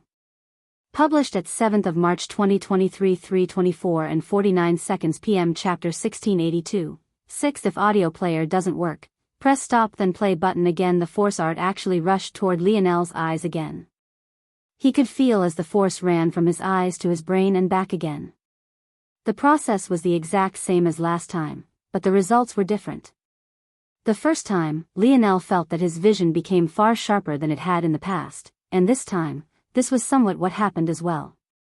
But this wasn't all that happened. It felt as though he could suddenly see on a different wavelength. Not only could he see the visual light spectrum, but he could now also see in the infrared light spectrum.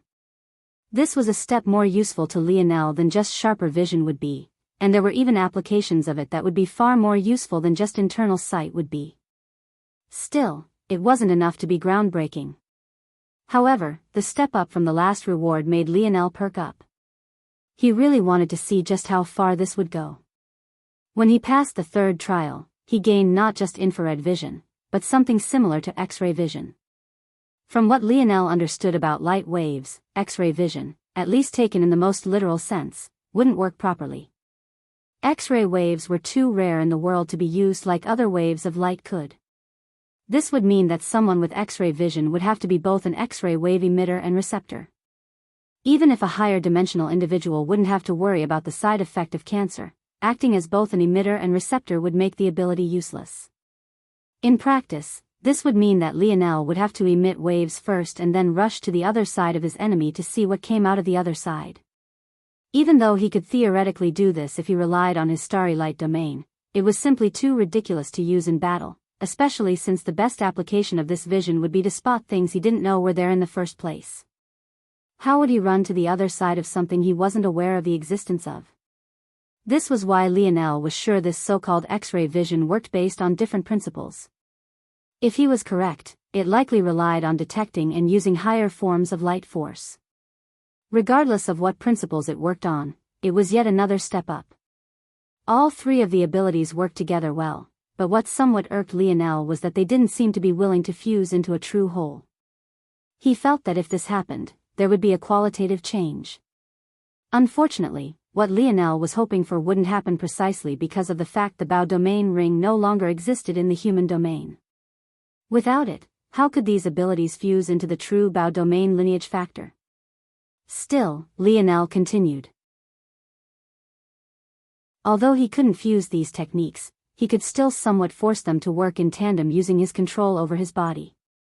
Together, they were far more useful to Lionel, and it was enough to bring a smile to his face. When Lionel stepped into the fourth trial, he found that the difficulty increased somewhat and the frame of time he could use his Bao construct for was drastically lowered, but he still managed to achieve the highest honors with relative ease. When he received the reward, Lionel found that the world around him changed. Just looking around, he could see force flowing through the air. It felt quite surreal.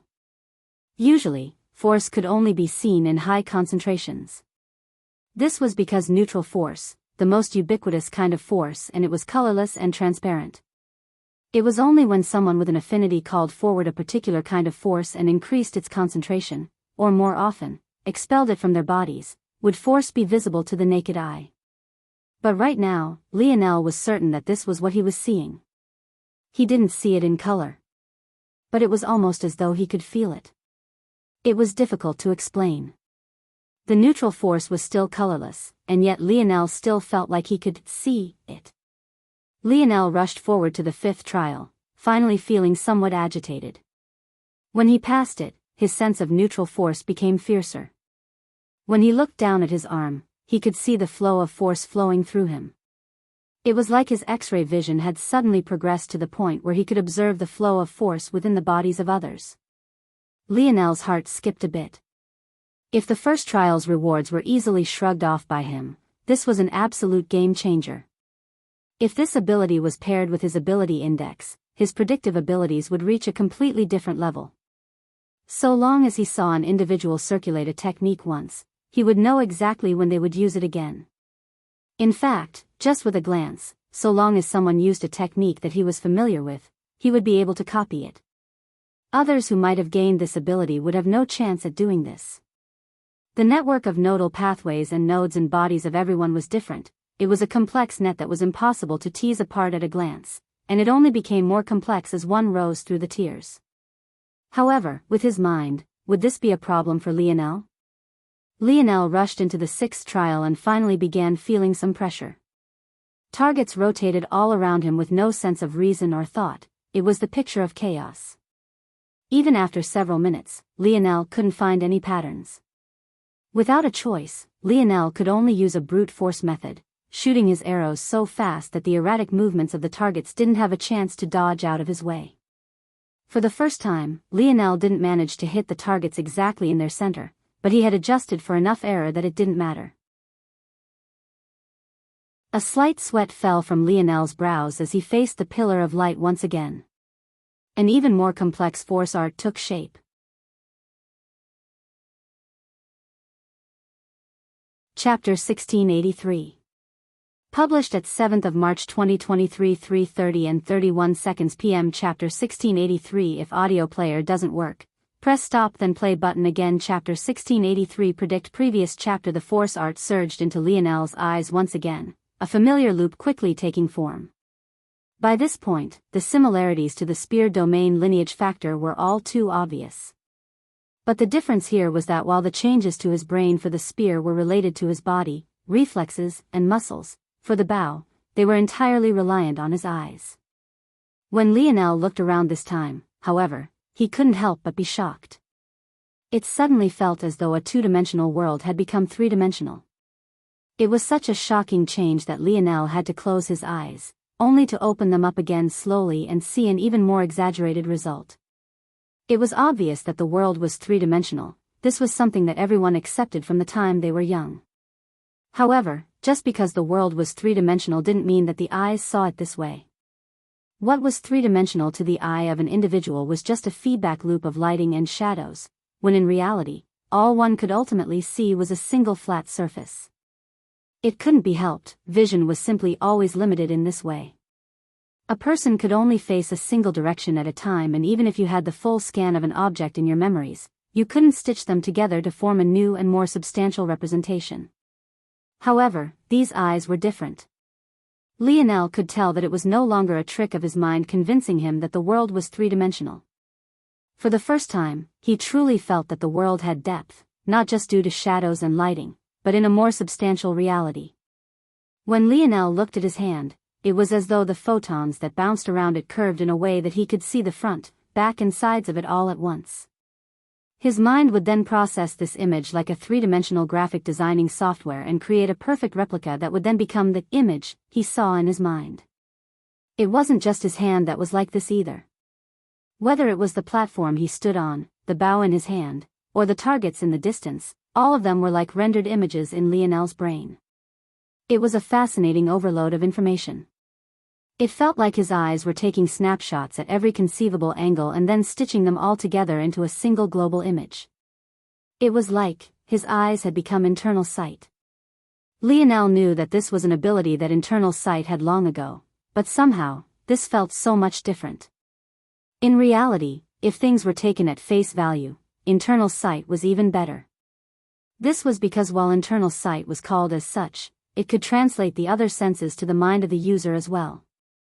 Whether it was smell or touch or hearing, Lionel could use them all through his internal sight.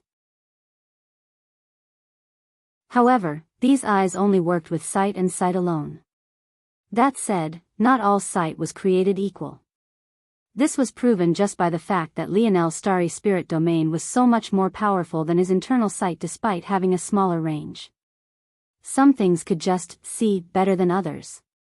And these eyes were definitely beyond his internal sight in pure sight alone.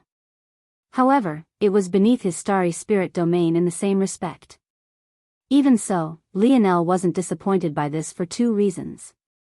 Firstly, with the advancement in his sight, these eyes could see further than his starry spirit domain could. In addition, the stamina drain that it had was far lesser as well. It took a lot out of Lionel to use the full scale of his starry spirit domain, which was why he often only used a small portion of it. But these eyes seemed to work almost no differently from his own eyes.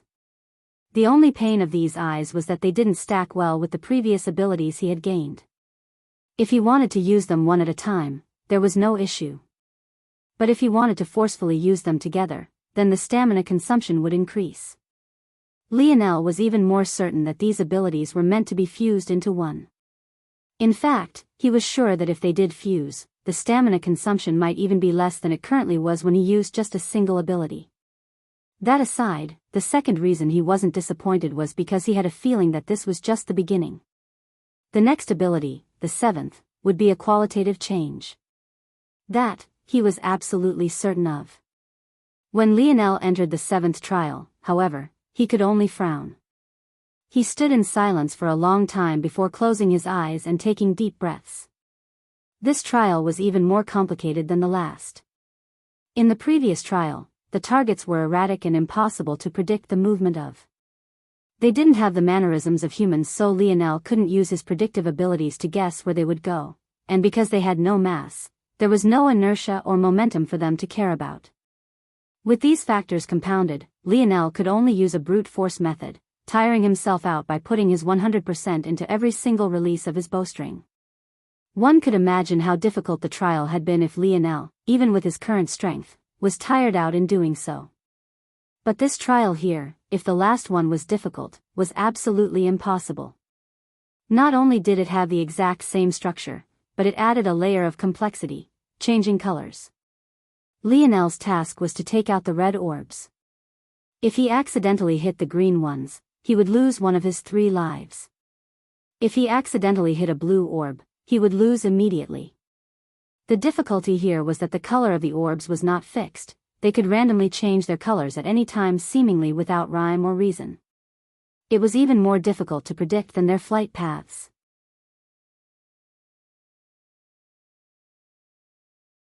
Chapter 1684. Published at 7th of March 2023 3:30 and 31 seconds p.m. Chapter 1684. If audio player doesn't work, press stop then play button again. Chapter 1684 Flow. Previous chapter. Lionel really didn't know what to do about this. If he ignored his already drained stamina and tried to brute force it once again, he would have to rely entirely on luck, and not just any normal amount of luck, but an obscene amount. If there was a 50-50 chance, Lionel might be willing to try it even though it would be a bit foolish. But after just a glance, even though he couldn't calculate the exact number, he knew the odds were lower than 1 in 1,000. In fact, just saying 1 in 1,000 was probably underestimating the difficulty of this trial far too much. Until this point, the trials hadn't been too complex, but they would slowly add wrinkles step by step to make it more difficult. Up until now, the first few wrinkles had already been putting pressure on him, but his skill as a bowman had allowed him to make it through. By the time he got to the 6th trial, however, his skill alone already wasn't enough and he wasn't even certain of how many trials there were left. From Lionel's calculations, he would have to be at least tier 4 to brute force this trial, and there was also no guarantee that these trials didn't increase in difficulty with his own prowess. In fact, he had a feeling that the only reason he could brute force a complicated trial like the 6th at all was because he was so much more powerful in comparison to his peers of the same level. But now it was impossible. The only chance, then, was to find a different method. These trials wouldn't be designed with a chance at victory. This meant that there was a certain skill necessary to reach this point. In truth, if Lionel wanted just the normal rewards associated with these trials, he wouldn't be so tired right now. But there was only one goal he had in mind at this point: gain the greatest reward available. Lionel's eyes suddenly snapped open. That's it. Lionel exhaled, the simulation his mind had been going through coming to an end. The best predictor of future success was past success.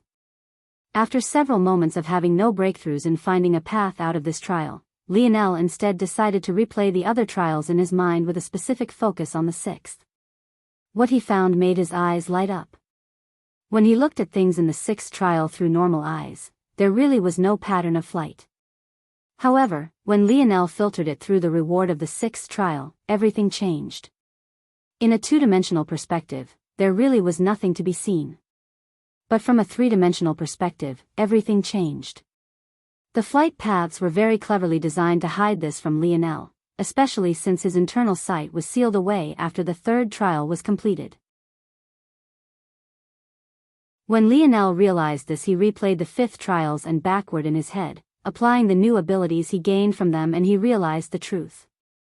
It seemed that the easiest method to make it through these trials was to somehow gain an inkling into what the ultimate reward for the trial would be.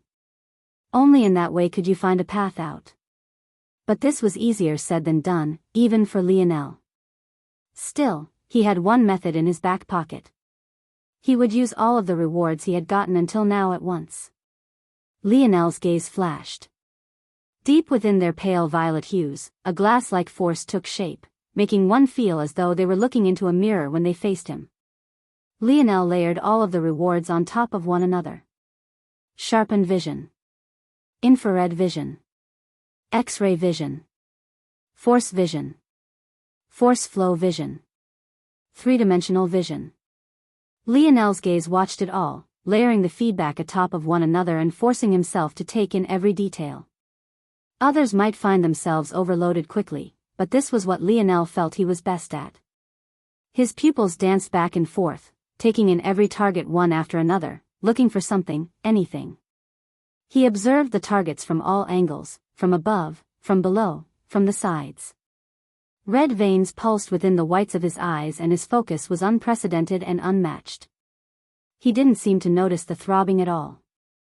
Slowly, the movements of the circular orbs of lights and their flickering colors became rainbow-colored lines in Lionel's vision.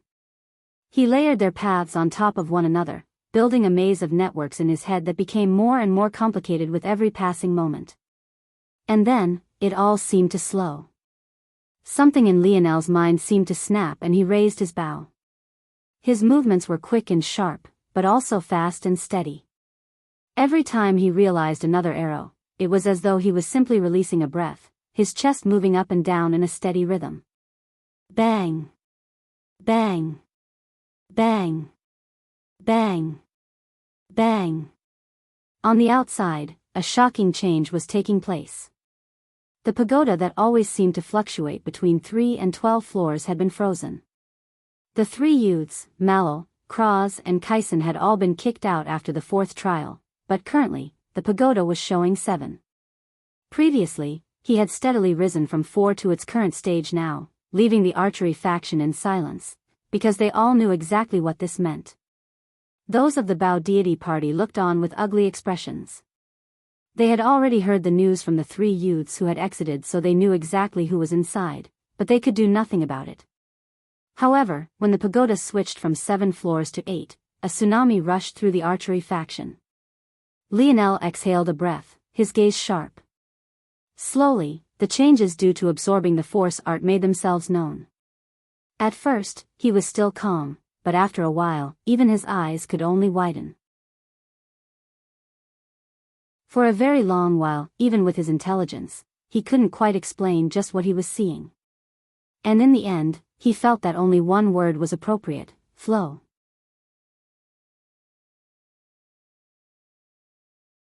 Chapter 1685.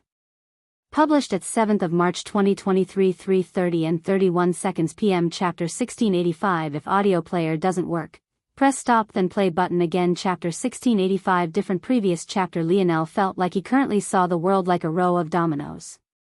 He could spot a change in one location and watch the chain of results that would end in a completely random location, one that could be hundreds of meters away from the original location, or even end in the same exact spot it started. The feeling was novel. It almost felt as though he was reading a book filled with tropes, so much so that each ending was so obvious that he could predict it so long as he read a page or two. The entire world had suddenly become like the pages of a book, a feeling that ironically took the third-dimensional vision he had just gained and concentrated it back into the two-dimensional. But this time, rather than flattening the image, it just made his sight transcend to a different level entirely, a level that made reading the chains of cause and effect feel no different from reading the lines of a novel. Everything stacked together into one, layers of images being stitched together into a beautiful tapestry that read no different from a timeline of events. Every time Lionel reached the end of this timeline, his heart would hitch as though what would happen next was lingering on the tip of his tongue, as though he was just a measure away from peering into the secrets of a timeline that was beyond what he had and was experiencing, transcending into a timeline that he had yet to experience. Lionel stood in silence for a long time. It was obvious to him at this point where this was going. In fact, if this was the core of the Bao domain lineage factor, it was no wonder that his talent with the Bao was so high. When it came to reading events and predicting the most likely outcomes, there were very few in existence that could match him in this regard at the same strength level.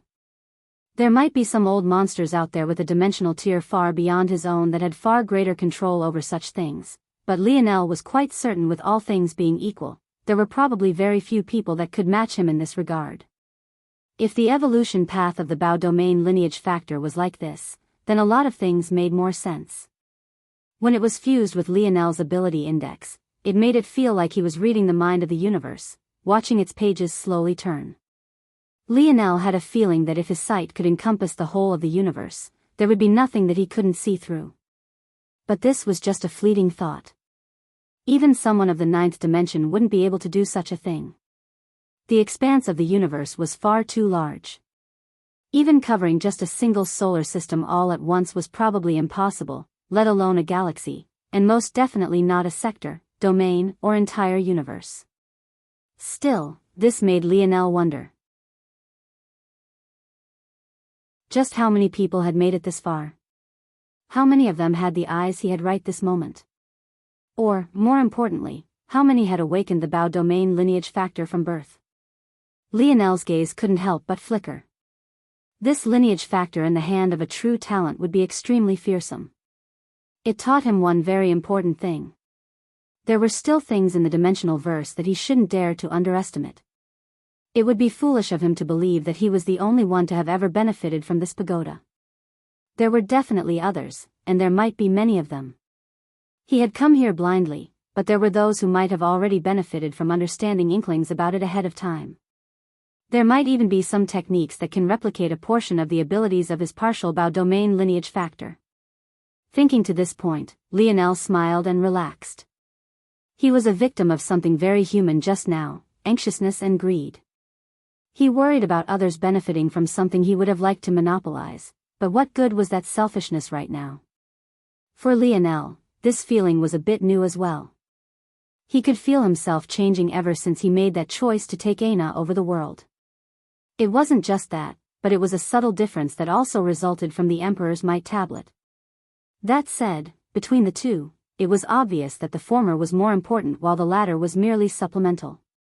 In fact, Lionel had a feeling that had he not made that choice, he wouldn't have been able to command the tablet to come to him. Whether these changes were good or not, he didn't know. But what he did know was that he would make this choice again no matter what happened from here on. Almost nothing was worth Aina in his eyes. Now that I know your secrets, do you think you can stop my steps? A grin spread across Lionel's face. He hadn't let the weight of the world stop him once before, so how could a measly tower others had already climbed stop him? He stepped into the 8th floor, raising his bow, his eyes flashing with a glass-like light. From the 8th floor to the 12th, he didn't pause a single moment, his bowstring constantly vibrating.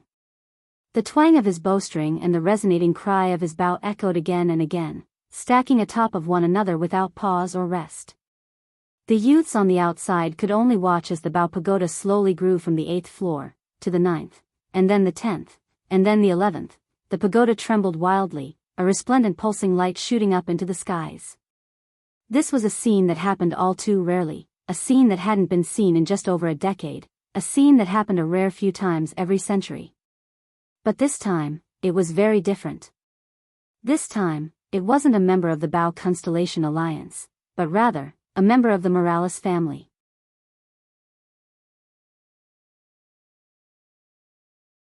Chapter 1686. Published at 7th of March 2023 3:30 and 32 seconds p.m. Chapter 1686. If audio player doesn't work, press stop then play button again. Chapter 1686. Rippling image. Previous chapter. Lionel closed his eyes, basking in the familiar feedback loop from his brain to his eyes and back again. The 8th floor had given him slowed vision. It was almost as though the frames by which he saw the world in were multiplied several times over and filtered through his brain one by one at such a fast pace that it gave the illusion that everything was actually slowing in his eyes. The 9th floor gave him what he could only describe as space eyes. Rather than seeing things move in space, he could see space itself. The world became like multiple planes of space stacked on top of one another, and he could follow the ripples within it. It felt like he was watching the cause and effect of the foundation of physics itself. When observing the spatial planes, even the tiniest of movements couldn't escape him. Let alone watching muscle fibers, he could see the impact of what someone had done and the effect that would have won what they would do. He could see a person's strength simply by the virtue of the impact they had on the world around them, and he could even experience the kinds of force this person could put into action. The 10th floor flattened everything, concentrating it all into a single plane.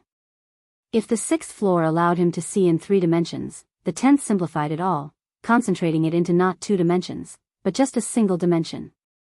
This simplification allowed Lionel to process greatly complex images in a single glance. If he was mortal, optical illusions and tricks of the mind would have become useless against him. However, with his current strength, this meant that he could see through real illusions with a single glance. Nothing designed to trick his eyes could possibly work. But this wasn't all. When the spatial eyes of the 9th floor and the single-line eyes of the 10th were combined, Lionel could shrink space with his eyes. What did this mean? It essentially meant that rather than being limited to seeing in a linear fashion, with the starting point being his eyes and the end point being a certain location in the distance, he could shrink space with his vision and choose a starting point that was much further ahead. For example, the current limit of Lionel's vision was about 100 kilometers of crystal clear image. This was thanks to the 1st floor's rewards, and it was already excellent. But if he wanted to see something 101 kilometers away, it would be far too blurry to make out. However, if he shrunk space with his vision, he could make the starting point 100 kilometers away from himself and see up to 200 kilometers away. Of course, the weakness of this ability was that everything from 0 to 100 kilometers would become a blur as a trade-off. But this ability could be greatly useful depending on the circumstances. The 11th floor, though, made these rewards seem minimal and fleeting, time eyes. The reward of the 4th floor allowed Lionel to see things not only in the 3 dimensions clearly, but also gain insight into the 4th dimension. According to Earth's theory of relativity, there were 4 dimensions that dictated all things, 3 dimensions of space and 1 dimension of time. The faster one moved in relation to light through the 3 dimensions of space, the slower you would move through the 4th dimension of time in the eyes of others. The 11th floor's time eyes culminated all of the previous floor's eyes into one, allowing Lionel to use his vision to play with the laws of relativity and make the sights he was seeing relatively slower to himself. What did this mean? Simply put, when his time eyes were activated, the movement of others would become far slower, increasing his ability to see through their methods, actions, and react to them far faster. Eventually, this all led to the 12th floor. Among all of the given abilities aside from the first floors, this was probably the simplest. Simply put, it allowed Lionel to emit force from his vision. By this point, after everything the other floors had given, one might feel that this reward was far too lackluster to represent the pinnacle of this lineage factor. However, Lionel did not believe this at all. In fact, he felt that this reward was truly worthy of being the final reward. If he was correct about how he could apply this, let alone his archery, all of his abilities would take a qualitative leap forward given time. The only unfortunate part was that he couldn't fuse these abilities into one and had to waste a lot of effort and stamina stacking them all at once to make them as effective as they could be. The process finally came to a stop and Lionel exhaled, slowly opening his eyes. That should be it. Lionel thought to himself, ready to leave. However, before he could do so, he froze. Before him, a rippling image began to form. As the image sharpened, so did his own pupils. When Lionel understood what he was seeing, his heart skipped a beat. In the rippling image, a young man sat in silent meditation. He looked like a statue carved out of the finest gems, so beautiful that he didn't seem like a living being. Every part of him was perfect. Not a single strand of hair was out of place, there wasn't a single blemish to be found on his skin, not a single wrinkle to be found in his clothing. Seemingly sensing that he was being observed, the young man slowly opened his eyes, looking forward toward what seemed like empty space until he locked eyes with Lionel. Lionel didn't need to think to know what had happened. This young man's vision had crossed countless light years, using the 10th floor's space-shrinking ability to land directly on him. Despite this, Lionel calmly looked through the ripples, knowing that he couldn't accomplish what the young man had. However, this time, he wasn't focused on the young man's looks. Instead, he was looking at the ring on his finger. Even without ever having seen this ring before, he could still recognize it at a glance. The Biyao domain ring was with a genius of the spirituals.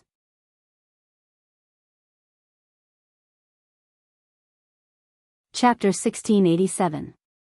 Published at 7th of March 2023 3:28 and 47 seconds p.m. Chapter 1687. If audio player doesn't work, press stop then play button again. Chapter 1687. Sunken eyes. Previous chapter. Lionel met the spiritual's gaze silently for a long while. The distance was simply too far away, he couldn't tell anything about the latter's strength or power, but his intuition told him everything he needed to know. This young spiritual was powerful, probably far more powerful than anything the current Lionel could properly fathom.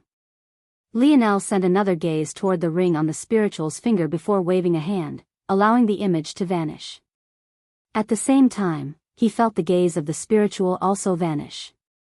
Before this, Lionel wasn't very obsessed with the Biyao domain ring. The greatest use the spear domain ring had to him was providing weapons and teaching him the way of the spear. But currently, he felt that his own Biyao was already good enough and would be for a long while. As for teaching him the way of the Biyao, he was too confident in his own abilities to care much about it. After all, he could form 7th-dimensional Biyao force whenever he wanted. But this experience piqued his curiosity. He was very much interested in getting his hands on that ring now. Unfortunately, it seemed that it would take quite some time and effort to reach that point. There wasn't much he could do about it. For now, though, he was content. The pieces of the Bao domain lineage factor were very useful to him. It almost made him consider the spear domain lineage factor to be quite useless. Truthfully though, the Bao domain lineage factor just matched better with him. The spear domain lineage factor did help Lionel a bit. It gave him a stronger and more robust body. It also allowed his spear force to be a measure stronger than if he didn't have it. After all, there was a reason his spear force was gold instead of the normal colorless to white spear force others had. However, compared to the synergy he had with the Bao domain lineage factor, it was akin to night and day. In the hands of someone else, the Bao domain lineage factor would be quite lackluster. Ultimately, it just helped you see further, see more, and witness fast events at a slower rate. If you lacked the ability to process these things and react fast enough, what use was it? In fact, to most people, the Bao domain lineage factor was just a somewhat weaker and more limited form of internal sight. Only when it was in the hands of someone like Lionel or an extremely talented archer would it display its true strength. Still, Lionel slotted this matter in the back of his mind. He wanted to see if there was anything he had missed with his spear domain lineage factor. If Lionel was correct, while the Bao domain lineage factor relied on the eyes to display its strength, the true strength of spear domain lineage factor was found in two words: controlled range. It was only upon understanding these two words so long ago that Lionel's spear force was able to break through its shackles, and it was also because of these two words that his absolute spear domain formed as a layer of protection for him in battle. The key to the Bao was in its effective range, but the key to the spear was in dominating a sphere of influence on a battlefield. Interesting. Maybe if I enter the spear pagoda it'll be more obvious. The Bao domain lineage factor is so clear to me now precisely because I understand the bits and pieces that form its foundation, but I was immediately given the spear domain lineage factor. I'll consider it. Lionel stepped outside of the Bao pagoda, feeling the brightness of the artificial sun on his skin. Standing there, the glassy look hidden deep within his irises sparkled like a white crystal, radiating a rainbow of colors. With a thought, Lionel's vision adjusted and his focus returned, finding an enormous crowd of individuals standing before him. Among them, there was a familiar trio in Mallow, Craze, and Kaisen. Those around them had respectful expressions. Clearly, they were among the few who were just beneath those right under the Cataclysm generation. This was apparently enough for them to garner a ton of respect, although they could hardly make it to the fourth floor. Of course, this wasn't necessarily true. Because of Lionel, the target of the Bao pagoda changed and the difficulty increased to coincide with the minimum requirements for distribution of the lineage factor. As such, they suffered defeat far earlier than they usually did. Unfortunately, that truth did nothing to help them feel better. Lionel directly ignored them and scanned the crowd until he found Aina, who was seemingly enjoying the show. He could only shake his head. He definitely had to teach this beauty a lesson later. Where was her sense of protection for her future husband? Lionel's took a step and flickered and vanished, catching the crowd off guard. They had originally wanted to see how he dared to walk out of here, but when they caught sight of him again, he had already flashed by them all, appearing by Aina's side. Come on, there's nothing fun here anymore. Aina smiled and shook her head. How was leaving here going to be so easy? At that moment, a looming aura appeared to Lionel's back. He was a very skinny man, but he was still over a head taller than even Lionel. Across his chest there was a Bao that was maybe the longest Lionel had ever seen, standing at least 3.5 meters from tip to tip across its curve. The young man was pale, but there was a deep darkness around his eye sockets, almost to the point it looked as though he had drawn around his eyes with a dark black marker. These sunken eyes of his, though, were incredibly sharp to the point that most shuddered just looking into them. This young man was one they all knew quite well, Erland Terrius, the younger brother of Nazag.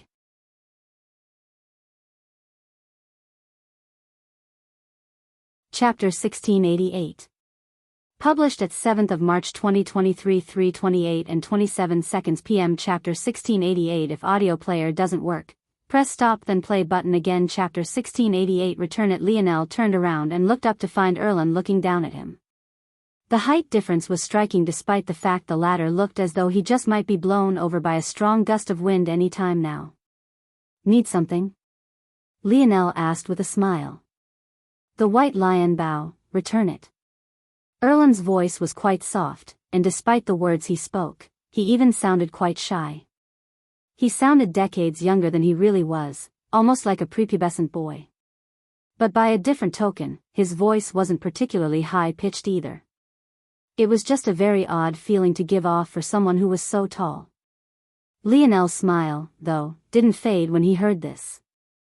Even if I placed the bow right here, would you even be able to pick it up? Don't you think it would be embarrassing if I planted the bow right in the middle of your archery faction and see how long it stayed in place? Hearing Lionel's words, fury danced in the eyes of the spectators. Lionel was smiling, but whether it was his words or the intentions behind them, both were incredibly vicious. If Lionel left the White Lion bow here as he was asked and none were able to gain its acknowledgement, how embarrassing would that be for their faction as a whole? They had already been lagging behind the spear and sword factions for centuries and were only just starting to slowly catch up thanks to the existence of Nazag and the other Terius family geniuses. But if this happened now, how hard of a blow would it be? This isn't something you need to worry about, Erland responded. Return the bow. Lionel continued to smile as he opened his mouth. Piss off. The spectators shuddered. It was hard to believe that someone could say such a thing with a smile on their face. He didn't even seem to be particularly angry, and he also didn't seem to take Erland very seriously at all despite the latter's tier 8 strength. At that moment, Erland's expression darkened, though it was difficult to tell considering how black the bags under his eyes already were. Are you sure that's your answer? Are you sure that it was smart to get this close to a spearman when your main weapon is that bow? Lionel replied with the very same smile. Erland's pupils constricted, but Lionel's fingers had already pierced outward. He could do nothing as watched those fingers touch chest, a violent pressure swirling around them. Bang!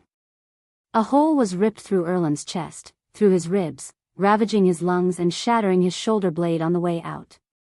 The residual pressure was so strong that he shot backward even faster than he had come, shearing past the crowd and landing against the Bao Pagoda in the distance with a blood-curdling crack. The Bao Pagoda didn't so much as tremble, leaving Erland's body to take the full brunt of the blow. 20 years ago, one of you threatened me with declaring war on the Morales family if they found out that I claimed the White Lion bow through inscrutable methods. But 20 years later, after you were unable to prove this, you just settled for asking for it back just because? Aren't you embarrassed? I don't actually know much about the White Lion bow or its history. What I do know is that it's a present from someone I care quite a bit about, and that's reason enough for me to not return it to you. What I can say, though, is that even if I didn't have this reason, I still wouldn't return it. Lionel flipped over his palm to reveal a gorgeous bow dancing with white gold lights that bathed the surroundings in both a holy and oppressive aura. You want a bow this beautiful to rot for all eternity in a glass case? How ridiculous. Aina watched Lionel's back and couldn't help but smile. Usually, Lionel would care to speak so many words. The root of it was that he had always disdained to explain himself, and talking too much to enemies was just an extension of that. Even when someone infuriated him, he would just prefer to pummel them into the ground. Now, though, he seemed to be quite talkative, and she found it funny, mostly because when he spoke, he was really too good at pissing people off. How difficult was it to win an argument against someone who thought hundreds of times faster than you? At that moment, though, a suffocating aura flashed over from the distance. In fact, there wasn't just one, there were two of them, each with presences that far surpassed the sixth dimension. Lionel's gaze narrowed as he looked up, quickly finding two characters landing atop a building adjacent to the public square. This wasn't too surprising. If Lionel's uncle and aunt oversaw the spear faction, then how could the archery faction not also have its own seventh-dimensional powerhouses? The real question, though, was what were they doing here? Did they want to interfere as well? Fighting in the archery faction is prohibited. All violators will be expelled and suspended from entry for 10 years. Please leave. Lionel raised an eyebrow, watching the two for a moment before smiling and nodding. Without another word, he took Ana's hand and turned to leave. He had already gotten everything he needed out of the archery faction anyway. Although it was a bit unfortunate that he didn't get to learn any specific techniques, any techniques here could also be found in the Void Library with some added effort. The Bao deity faction could only grit their teeth as they watched Lionel leave. They wanted to wipe the smirk off his face with every fiber of their being, but taking Erlen as an example, it didn't seem that this would be a possibility for them. Their fury bubbled up inside them, causing the atmosphere to be greatly stifling, but in the end, no one did a single thing. It felt that the only hope was to wait for the decision of their leader, Nazag.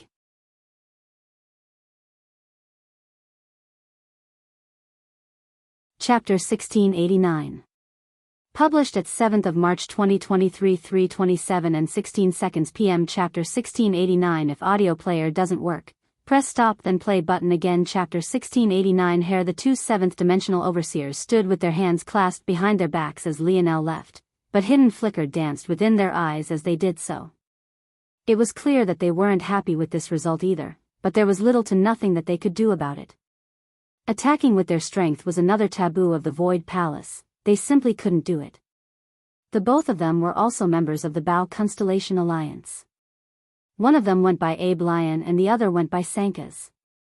Although neither of them was a member of the Terius family, they still held quite a bit of strength in their own right.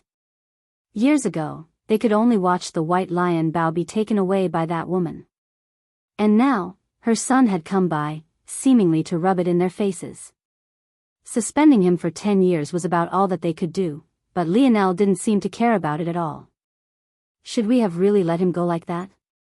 Abe Lion asked. And what were our other choices, exactly? This is already the second time you've given me that answer and it's just as frustrating as the first time. It is what it is.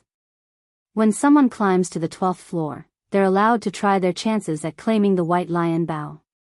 Before, his mother had done it for him, and we could have used that as a pretext to take it away from him, if not for the fact that he seemed to be capable of using the Bao just fine.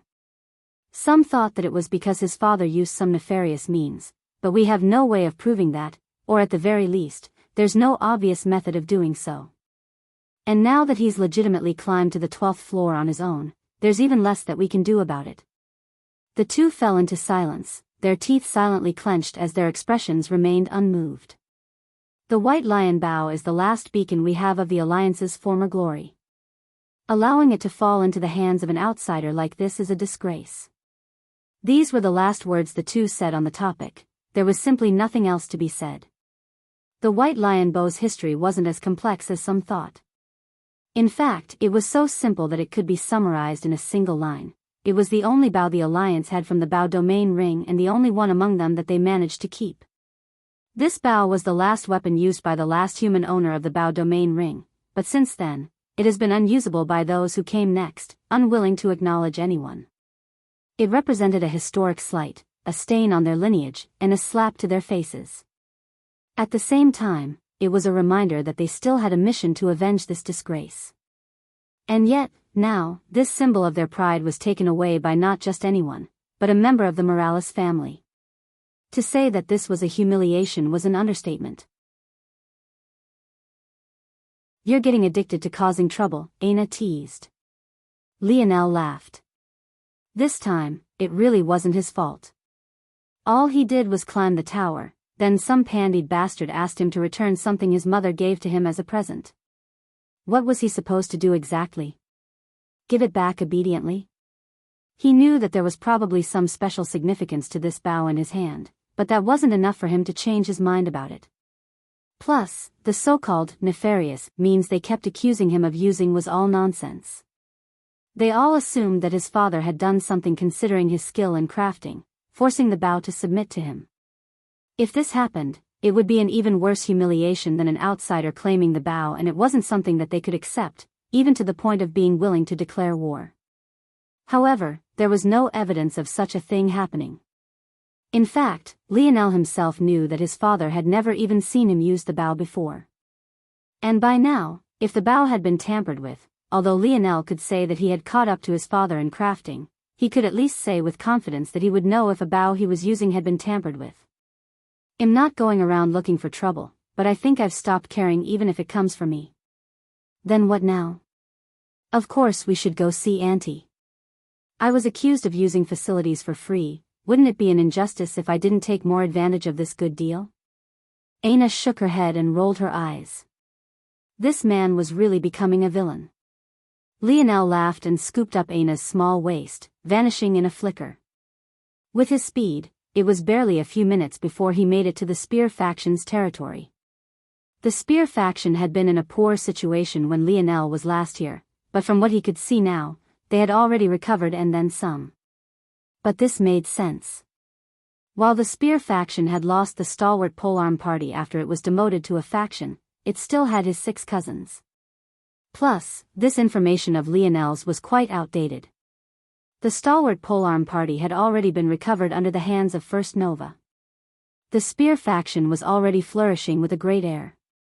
Just as Lionel was about to step into the faction, though, a booming crashing sound came from right before him.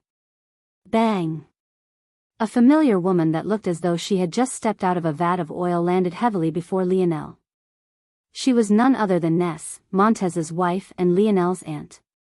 Lionel smiled and went to greet her, but in return, he gained finger pinch to the earlobe, 36,500,000 void points.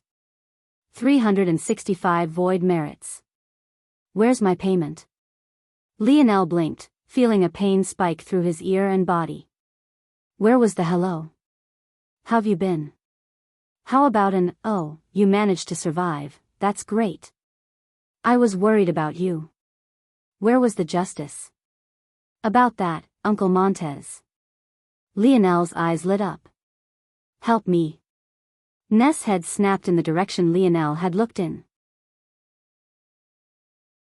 Where? Lionel slipped away, activating his starry light domain, grabbing Aina, and vanishing in the blink of an eye. Ness was caught off guard before she grinned wildly. You think you've grown a pair of balls, huh? Is your sack hairy enough to run from your aunt now? Lionel nearly snapped out of his light state when he heard this, coughing hard. Why were her words so vulgar? You think I can't catch you? Ness, though, was caught off guard again, suddenly realizing that Lionel wasn't running away from the Spear faction, but was rather running into it. Before she could react, he had appeared by the Spear pagoda and dove inside, leaving Aina outside. By the time Ness pivoted and caught up, she only found Aina standing with a sheepish smile, coughing lightly. Inwardly, though, Aina was cursing Lionel. This was definitely payback for her laughing at his misfortune before.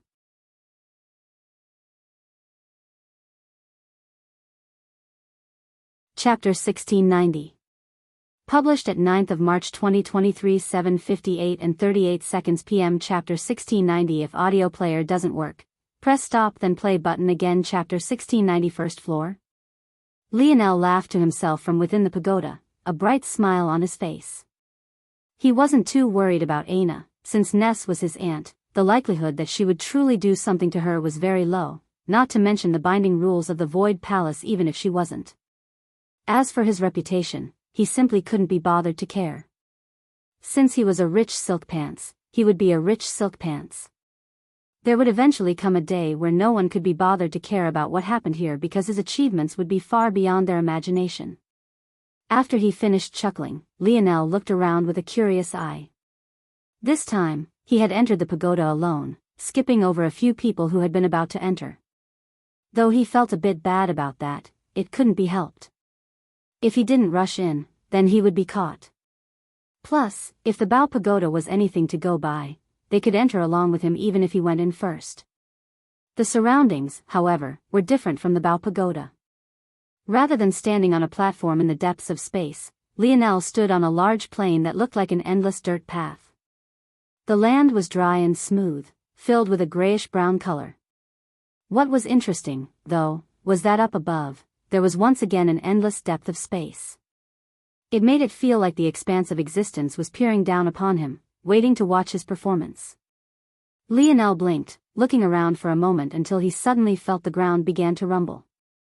With a thought, Lionel's chain spear appeared in his hand. However, rather than rattling like it usually did, it was surprisingly calm, eerily so, in fact. But even so, the rumbling of the ground only increased as he gripped his spear. Lionel looked down at his spear, finding it to be decidedly lifeless. It was completely unlike what he had experienced from its presence before. Even back when he had yet to learn about the life grade, he still felt more personality from his spear than he did now. Is this on purpose? It sucked all the spirituality out of my spear. Ignoring the rumbling ground for a moment, Lionel flipped his palm and went through a series of spears, only to find that the feeling was exactly the same. Soon, he realized that the problem extended further than just his spears as well. Even his spear force seemed more tame and languid, as though it was struggling against falling into a deep sleep. This astonished Lionel all the more. Lionel's eyes suddenly sharpened. He had wanted to experiment more, but at that moment, over the dusty horizon, the source of the rumbling ground was quickly coming into view. Horse hooves slammed against the ground, chariots rocked and swayed, their wheels spinning so fast that it seemed as though they might fall off at any time, and a valiant general stood atop a moving tower in the center of it all at the very peak. Despite a distance of easily 3 kilometers separating them even now, Lionel felt as though the general was looking right into his soul. Let alone 3 kilometers, it felt more like they were standing nose to nose, their eyes mere inches apart. A dust cloud rose into the air, a stifling, bloodthirsty aura blanketing the skies to the point the depths of space and stars above almost turned a crimson red. Lionel stood in silence, his narrowed eyes relaxing and his expression becoming a dull cold. He could feel that everything was sealed away. The only strength remaining in his body was his spear force, but even that seemed to be quite weak. And now, he was facing an army made up entirely of Tier 1 existences. Was this really just the first floor trial? Or was it that things worked differently here? How was he supposed to defeat 10,000 experts without his full range of abilities? Especially since they were a well-trained army? Lionel's heart thumped in his chest, pushing against his ribcage and sending surges of blood through his limbs. Even before the army entered a kilometer range of him, his skin was flushed with a warm color, his gaze flickering with a deep battle intent. Whatever this trial was, it was designed to bring out the full potential of his spear domain lineage factor. In that case, he might as well go all out and see what he could learn relying solely on it. As for whether this was just the first floor or not, it seemed that only time would tell him that. With a step, Lionel began to walk forward slowly, his hair fluttering in the wind and his posture straight and unbothered. It didn't seem as though he sensed the danger coming toward him at all as he kept his head high. A light smile spread across his lips as the ground continued to rumble. 500 meters. 400 meters. 300 meters. 200 meters. 100 meters. 50 meters, Lionel took a breath, the scent of blood and carnage filling the air. For a moment, he had a fleeting thought, could he die in these trials? This felt like his real body, after all. However, thinking to this point, he just grinned. For him to die, wouldn't they have to take him down first? His blood rushed straight to his head and a crimson glow lit his eyes. Seemingly taken by the bloodthirstiness of the battlefield, his heart threatened to beat right out of his chest.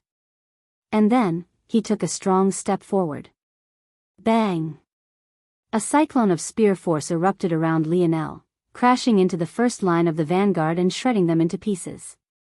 His palm opened and he reclaimed his chain spear, thrusting it forward with an undeniable momentum and skewering the chest of a stampeding horse before pulling upward and splitting its neck and head in two. He closed his eyes, basking in the slaughter. Show me what you can do.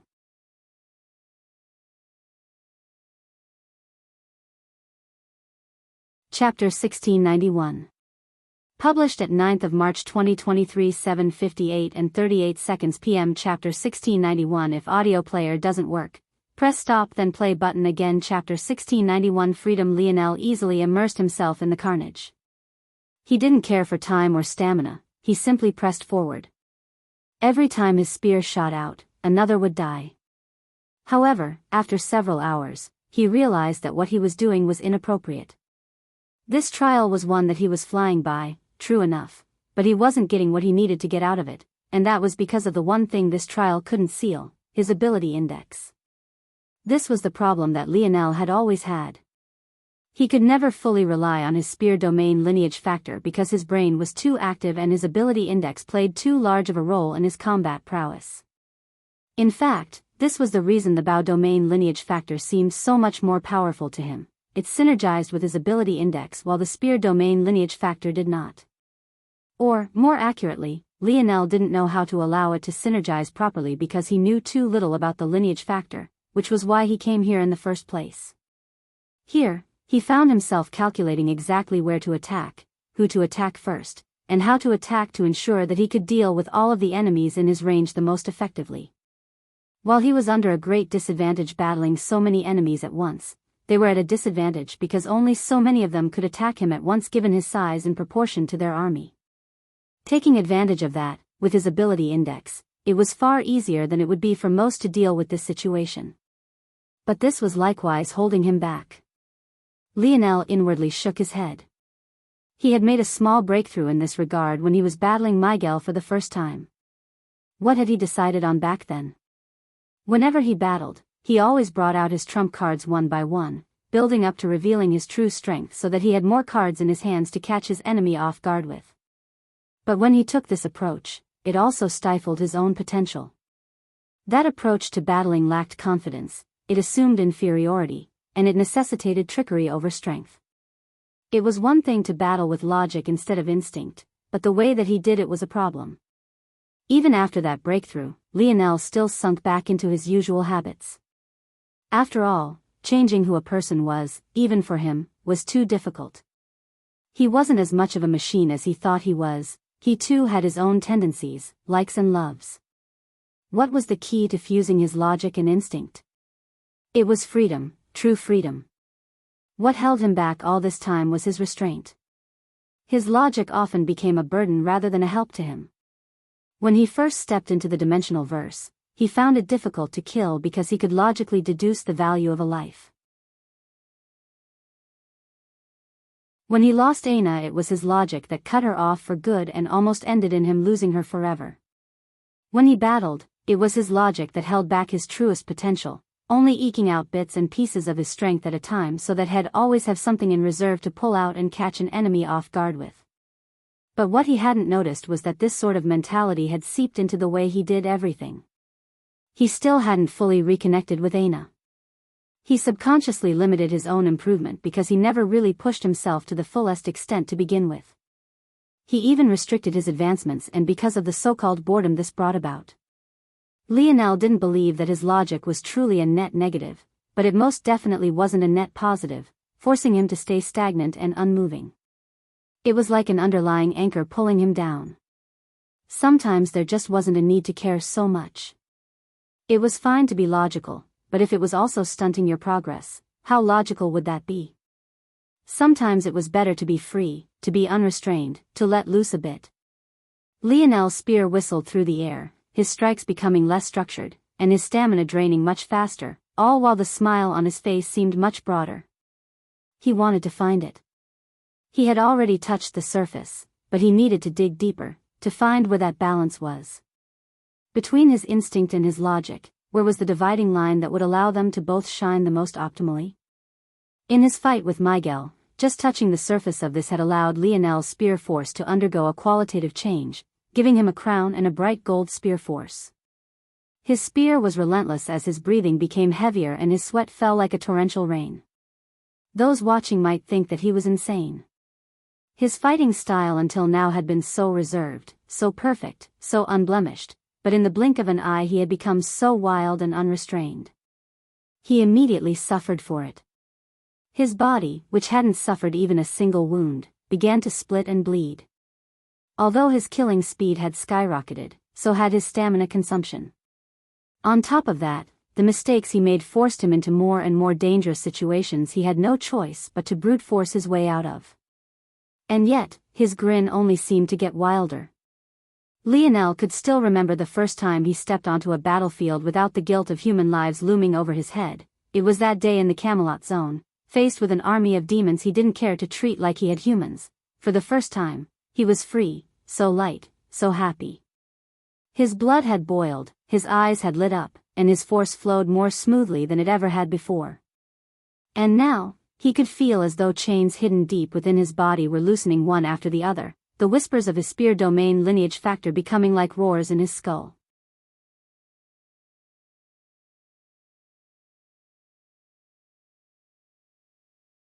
Chapter 1692.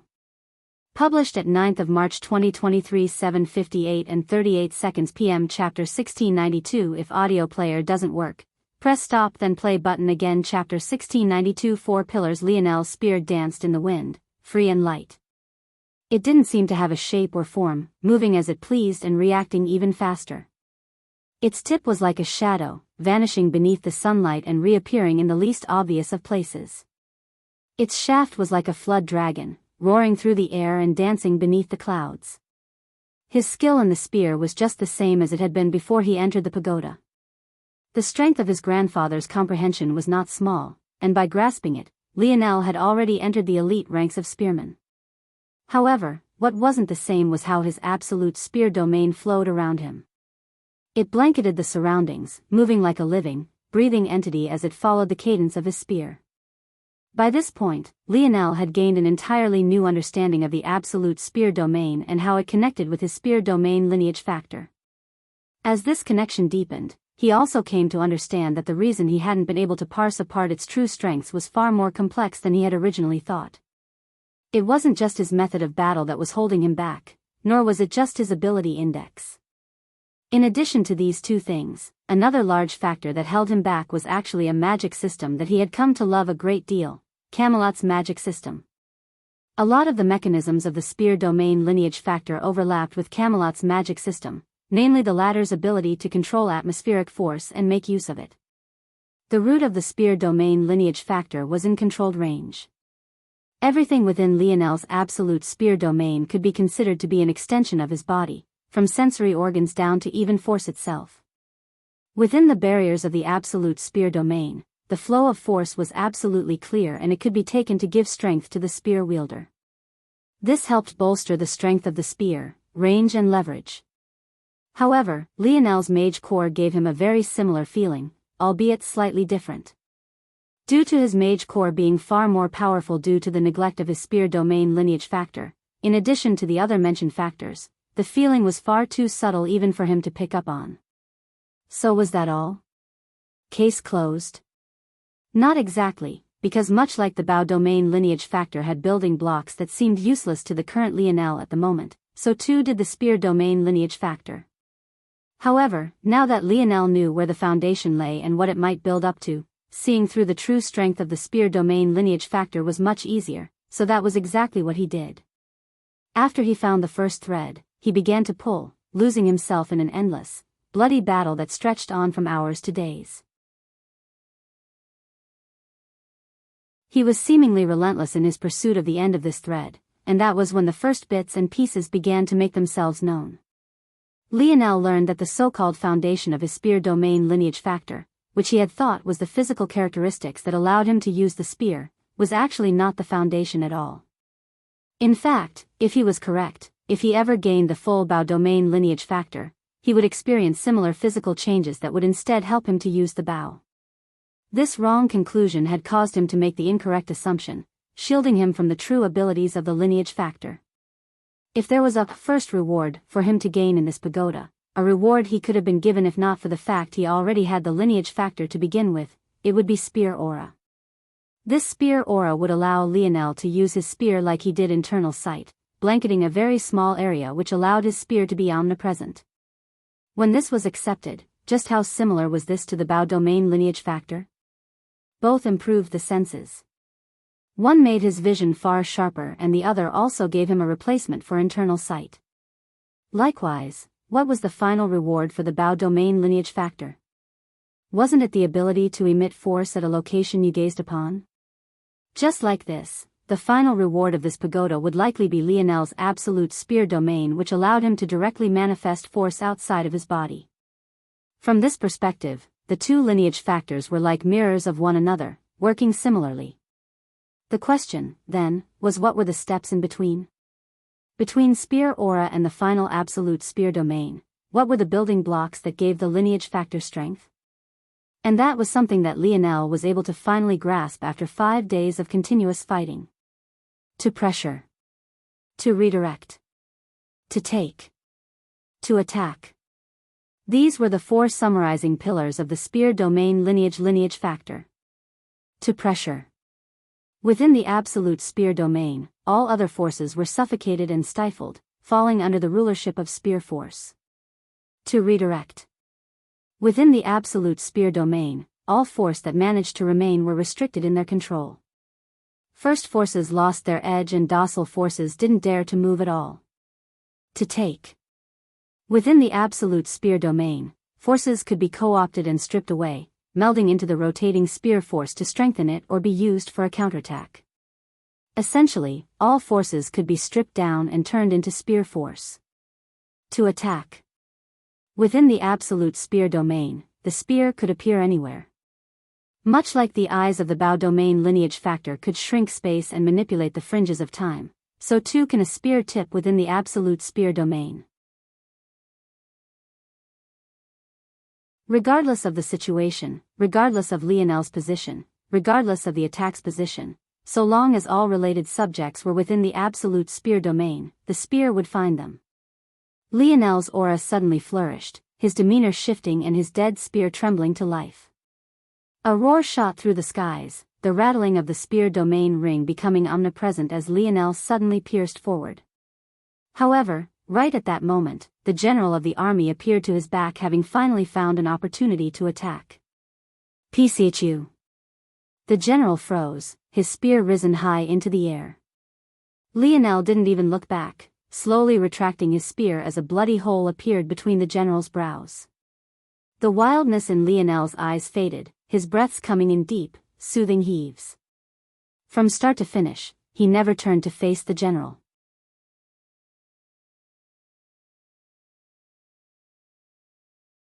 Chapter 1693. Published at 9th of March 2023 7:58 and 38 seconds p.m. Chapter 1693. If audio player doesn't work, press stop then play button again. Chapter 1693 Theory. Lionel exhaled, stepping out of the spear pagoda. He looked back to find a familiar pillar of light reaching into the skies, but he wasn't surprised by this. He had realized a short way through the first floor that there was only one floor to be seen at all. His progress would be dependent on how many of the army that he had killed, but it turned out that he had killed them all. It just went to show just what kind of changes Lionel's body had undergone. Previously, his stamina would have long since been tapped out, especially with how wildly he had begun to battle near the end. The spear faction was already in an uproar due to the shocking changes of the spear pagoda, but when Lionel walked out, the shock was even more heavy. Truthfully, after clearing the spear pagoda, he could enter the spear faction for free from now on. But he didn't expect to be able to law-speak his way out of punishment. When one's elders wanted to be unreasonable, you could only acquiesce. It wasn't long before Lionel locked eyes with his aunt, prepared to run. But surprisingly enough, she didn't seem very eager to run after him. She simply stood there, legs spread and arms crossed, watching with a smile. Now, he was the 7th to clear it and the lights were actually extremely resplendent. But Lionel had actually entered at Tier 1 and faced that many enemies all on his own. It was truly shocking. There simply wasn't a precedent for such a thing. By this point, many stories had been traded and circulated about what many experienced in the zone. Some gained opportunities, but there were many more who lived lives of suffering. This was especially so since everyone reported being unable to use force or their ability indexes. For most, their journey came to an end just like this. They spent their days in humiliation, hoping and praying for a chance to escape. There were all sorts of stories. Some found valuable ruins, some located precious treasures, and some grasped valuable truths that would help them for decades into the future. There was something special that many noticed, though. Those who had world spirits were unlike the others and had been able to use their force just fine. This was a truth that was found after plotting the patterns of everything that had happened.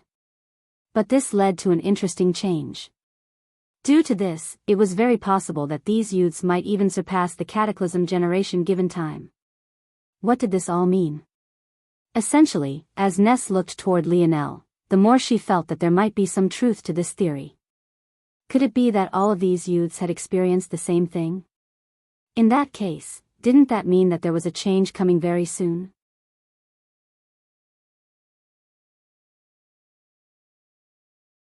Chapter 1694. Published at 9th of March 2023 7:58 and 38 seconds p.m. Chapter 1694. If audio player doesn't work, press stop then play button again. Chapter 1694. Villain Lionel relaxed a bit seeing that his aunt wasn't ready and waiting to devour him. But he shivered when he felt another gaze boring into him. Ah!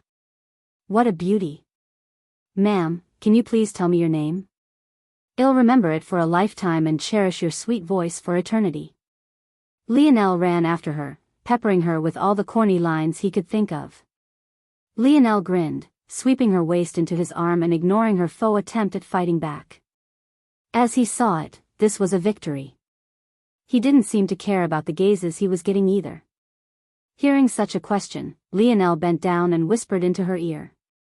She thought it was serious, so she listened attentively at first, but the longer he went, the more red she seemed to become. However, even after she had become a ripe tomato, Lionel didn't seem to have any intention of finishing his list. Aina pushed him away with two hands, blushing profusely. She couldn't even repeat the things he had said, they were way too embarrassing. Lionel laughed. There's nothing to do until we get the rest of our void merits come the end of the month, and there's nothing of interest here to me outside of the void library. So unless you want to do something, we can just relax. Lionel shivered when he heard this voice, turning back to see his aunt. He could only smile sheepishly, trying to remain ingratiating. This woman was truly nothing short of a T-Rex in female form. If she wanted to, she could probably run in a straight line through the Void Palace and never turn or climb up. Nothing, whether building or natural landscape, would be able to stop her forward charge. In that case, you can start paying back what you owe the Spear faction. Don't start the nonsense with me. Although you can enter for free now, that doesn't change what you owed before. If you want to pay it back, you have to do some work, or else how will I maintain order around her? Good, much better than that disobedient father of yours.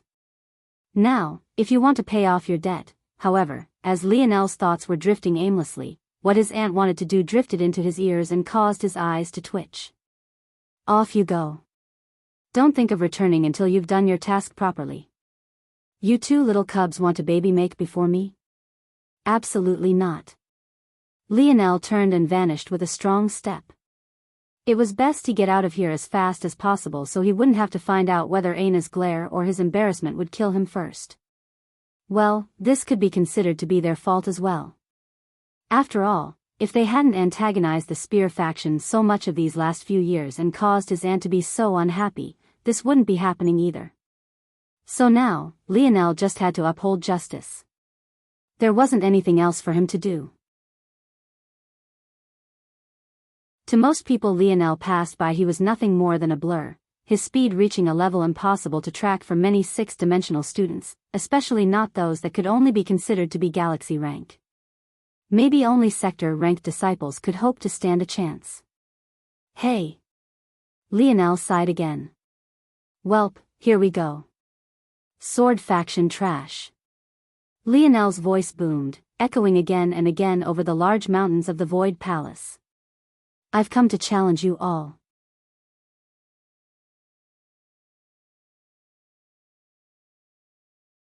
Chapter 1695. Published at 9th of March 2023 7:58 and 38 seconds p.m. Chapter 1695. If audio player doesn't work, press stop then play button again. Chapter 1695. Stalwart Lionel's booming words traveled far and wide, so much so that many factions outside of the Sword faction heard his call. In fact, even the Spear faction which he had just left heard him. Of course, doing even that was highly arrogant, and it caused the fury of the Spear faction.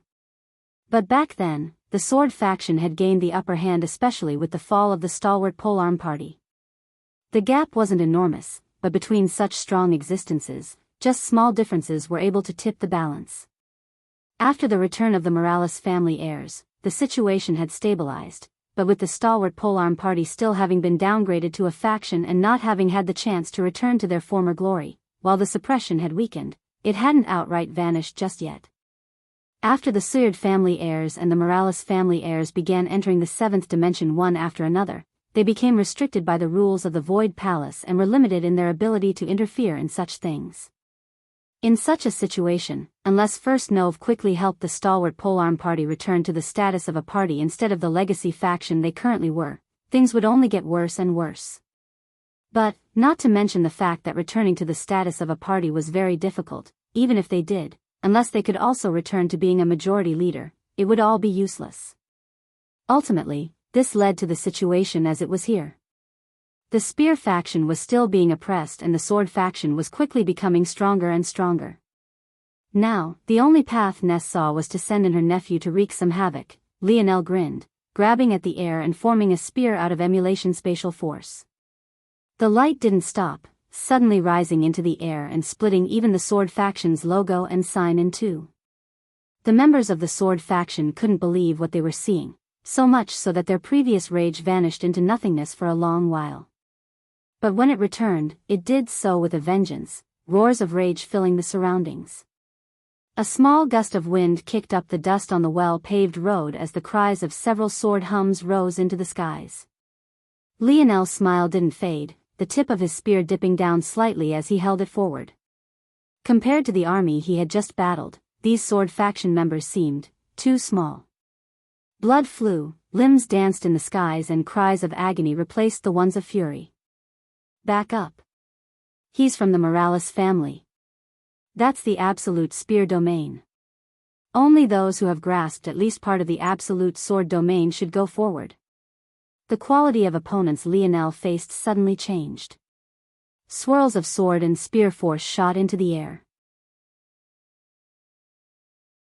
There was no doubt that those who could touch onto the secrets of these domains were extraordinary. But, without the full lineage factor, how could they stand up to him with this alone? He pierced forward again, causing 3 arms to spin into the air. In the distance, several powerful auras converged, their bodies looking like swords streaking across the skies.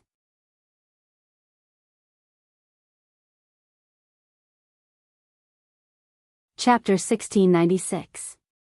Published at 16th of March 2023 6:04 and 34 seconds AM. Chapter 1696. If audio player doesn't work, press stop then play button again. Chapter 1696. Blazing Devil. Lionel's spear snaked through the skies, continuing to thrust forward as though he hadn't sensed the coming auras at all. The smile on his face was still there, beaming like a secondary ray of light. It was in stark contrast to the blood and cries that flew around him. From any perspective, he truly looked like a demon incarnate. Stop. The eyes of many of the Sword faction that had dulled with despair suddenly lit up. Of the 3 approaching auras, 2 of them were very familiar and were members of the Suyard family. As for the last, although he wasn't a member of the Suyard family, with how popular the sword was as a weapon, how could it be that only the Suyard family would produce astounding talents? Regardless of which of the 3 it was, they had already surpassed Tier 6 of the 6th dimension. Both Suyard family members had a firm grasp of the sword domain lineage factor, while the third of them had completed 70% of the sword pagoda. All 3 of them, while not being members of the Cataclysm generation, were individuals who had entered with the next generation, placing them with the likes of the youths Lionel had met at the Void Tower. And yet, even with all of this being the case, Lionel didn't seem to react to their call at all, his expression casual and unhurried. The 3 were immediately infuriated. None of them believed that Lionel hadn't heard them, which meant that he had purposely ignored them without a care. They had more reasons than just this to be infuriated as well. After all, the 3 of them had just been preparing to enter the Sword Pagoda just a moment ago, only to be interrupted by Lionel's arrogant roar. When they entered in range of the battle and saw their fellow swordsmen and women being practically crippled one after another, their gazes went red, especially when they noticed that Lionel was actually using the absolute spear domain. To think that a member of the Morales family would actually come here so arrogantly. The 2 Suyard family youths flashed forward without hesitation, flipping their palms over to expose radiant swords. The trio appeared just 10 meters from Lionel in the blink of an eye, all 3 of them launching all-out strikes from the very beginning without showing the slightest hint of mercy. They didn't even consider the rules of the Void Palace. If Lionel was truly crippled, or worse yet, died, that would be trouble they would deal with after the fact. However, just when their sword force was prepared to tear Lionel to pieces, his absolute spear domain trembled, pulsing once and shattering the sword lights into what looked like flecks of broken glass. With a step, Lionel's figure vanished and he appeared before the three, his spear striking out just once, and yet all of suddenly felt as though their lives were in danger. Their pupils constricted and the hairs on the back of their necks stood at attention as their hearts palpitated. Without hesitation, they all raised their swords to block. A strong force pushed against the three of them, causing them all to take heavy steps backward. A grave expression spread across their faces as they looked toward Lionel with a hardly concealed wariness. The strength behind that blow was far too monstrous, and it was clear that his control over the absolute spear domain was at a ridiculous level. But worst of all, his personal strength was still more than enough to overwhelm them even after splitting it into three. The absolute spear domain was, indeed, able to attack multiple people at once, but the drawback was also dividing your attack strength by that many times as well. If this was taken to its logical conclusion, this person was more than 3 times more powerful than each one of them. Their heads shook furiously, unable to believe such a thing. Battle intent raged in their eyes and they stomped the ground hard to stop their backward momentum. Brandishing their swords, they charged forward once again, their sword force radiating outward. The 2 Suyard family members both activated their absolute sword domains, but neither was satisfied with just this alone, a tinge of red lighting their eyes. Lionel raised an eyebrow. This aura, he recognized it. Back when he had defeated Amory relying on the white lion bow, his gaze and aura had both turned quite dark. With Lionel's sharp senses, he could tell that Amory was being forced to hold something back. Of course, he still didn't know that Amory had been preparing for his sword domain tribulation back then, and in order to suppress it and wait for an optimal time, he chose to seal away much of his strength to keep the ring from erupting ahead of time. That said, as threatening as Amory was back then when he almost lost control, these 3 were like pitiful toddlers in comparison. Lionel only felt that it felt somewhat familiar. In that case, this should be the lineage factor of the Suyard family. They should be the only other family outside of the Morales who have 2 lineage factors to their bloodline. But, everyone in the Morales family who can awaken both is an heir candidate. Could it be that these 2 are also heir candidates? What Lionel didn't know was that the Suyard family lineage factor worked differently. Much like most lineage factors, their main lineage factor, or the equivalent of the Morales family's metal synergy lineage factor, could be awakened in degrees. The difference was that in the Suyard family, the degree to which it was awakened was decided at birth and couldn't be steadily awakened like Lionel's metal synergy lineage factor. As a result, everyone in the Suyard family had awakened this lineage factor to a certain degree, the blazing devil lineage factor. The 2 Suyard family members howled into the air, a wild and savage aura coming off from them that turned their sword force a tinge of crimson. Lionel's gaze flashed. Okay, show me what you've got.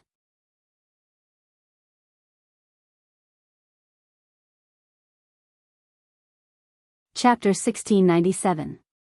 Published at 16th of March 2023 6:04 and 34 seconds AM. Chapter 1697. If audio player doesn't work, press stop then play button again. Chapter 1697. Thanks. The 2 shot forward. As for the 3rd non-Suyard family member, he seemed to know his limits and stayed behind, at least that's what it seemed like at first. But what happened afterwards seemed to change that narrative entirely. The 3rd swordsman tossed his sword into the air. One after another, swords began to appear in the air, a surging aura coating around them as they zipped about in a controlled formation. Lionel's eyes flashed with a hidden light. It looked like a telekinesis ability index, but not at the same time. It was just slightly different. This 3rd individual was from the Sina family. They were a family of swordsmen as well, but they were a tier below the likes of the Morales and Suyard family and could be considered to be on par with the weaker Constellation families. Their lineage factor was unique in that they likewise as a sword-related lineage factor, but theirs was a unique sword force and soul force fusion that allowed them to manipulate swords in particular. This lineage factor allowed them to form formations of swords and made them quite good at battling large numbers of opponents or restraining opponents with area control. When you fuse the kinetic sword lineage factor with the sword domain lineage factor, you gained a powerful stacking effect that probably made this third swordsman the strongest of the trio. Lionel's brows couldn't help but raise with a hint of surprise as he tapped the ground with his foot, retreated for a moment and parried the two Suyard family members with a single thrust. Lionel found his wrist vibrating slightly at the impact. Oh! The strikes were far more powerful than he had anticipated. Another drawback of splitting his attack was the effect of doubling the rebound. After all, he was facing two strikes at once and not just a single one. He wasn't sure what kind of changes these lineage factors caused, but after just a single exchange, he realized that it boosted not only their speed a great deal, but their strength more than doubled in a single instant as well. As Lionel was thinking, the formation of swords had already surrounded him and he couldn't help but probe it with his internal sight. He found it fascinating because there seemed to be a unique cadence to the way the swords moved as though they were in resonance with one another. It was definitely beyond just controlling each sword to move individually. It seemed to Lionel that there was a unique tether between them. The movement of one followed the movement of them all like the ring of a chime. Lionel saw through this in a single glance because it reminded him of something even more profound. Force arts. So this is possible as well.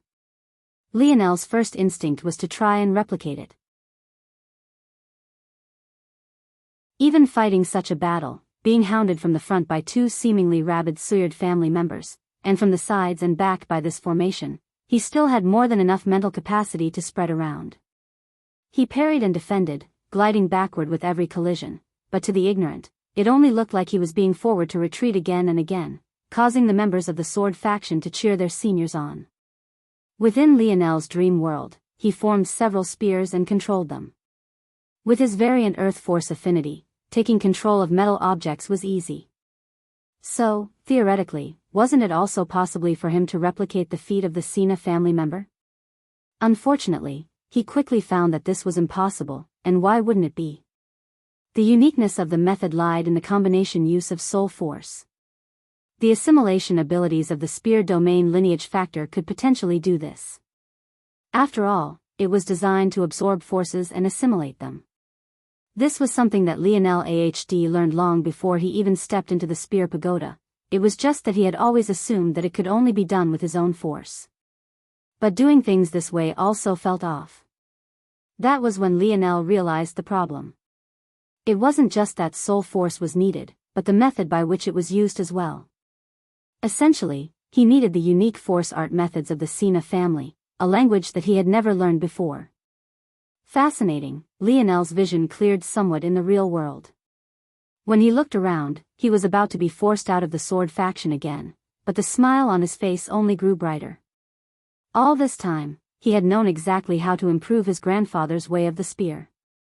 The first step was resonating with calligraphy and words, the second was resonating with music and sound, and the last was resonating with painting and visualization. If he wanted to take it beyond this, Lionel had always believed that the answer lay with force arts, but he didn't know how he would do it. He had yet to walk forward because he lacked a method. Who would have thought that he would find this method on his first day on the job as a villain? It seemed that crime really did pay. The Sina family had suddenly opened a door for him. The key that he needed was right before him. Now that he knew such a method existed, it was only a matter of time before he built his own. Lionel's bright smile caught the three off guard, but they didn't waver in the slightest. Despite this, they couldn't help but be shocked by the words he spoke next. "Thanks." Lionel grinned. At that moment, a bronze aura radiated out from Lionel, a halo taking shape above his head. He pierced forward, his spear seemingly splitting into two and colliding against the swords of the two Suyard family members. They tried to fight back, but Lionel, who they had been beating back before, suddenly became like an endless abyss. No matter how much strength they put in, it seemed to sink into an unknown depth, never to return again. They held on for just a moment before they were sent flying backward.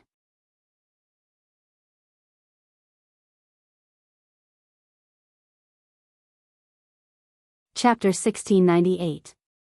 Published at 16th of March 2023 6:04 and 34 seconds AM. Chapter 1698. If audio player doesn't work, press stop then play button again. Chapter 1698. Storms. The smiles on the faces of the Sword faction members froze as Lionel took another casual step forward. With a wave of his hand, several bubbles appeared in the air, encasing the swords, flying about the surroundings and locking them in space. This was precisely what emulation spatial force was best at. He might be limited in his ability to use it to move since his comprehension of it was too low, but when it came to stacking and locking space, it truly earned its right as a top 5 spatial force in all of existence. With another step, ethereal star force wrapped around Lionel's body, his speed skyrocketing as he appeared before the Sina family member. His spear pierced forward. Its tip was so small, and yet the momentum behind it felt like a raging tsunami. Just looking at it, the heart of the Sina family member rose and fell in waves, his head snapping from left to right only to find the 2 Suyard family members flying by his sides, unable to stop themselves. He roared, taking out another sword and swinging out with all the might that he could muster. But before he could even finish his strike, the aura of Lionel's absolute spear domain shredded his accumulating force to pieces, assimilating his sword force and making the rushing tsunami grow all the taller. The Sina family member was sent flying into the distance before Lionel's spear even landed, his bones being crushed beneath the pressure as though he was facing a demon general.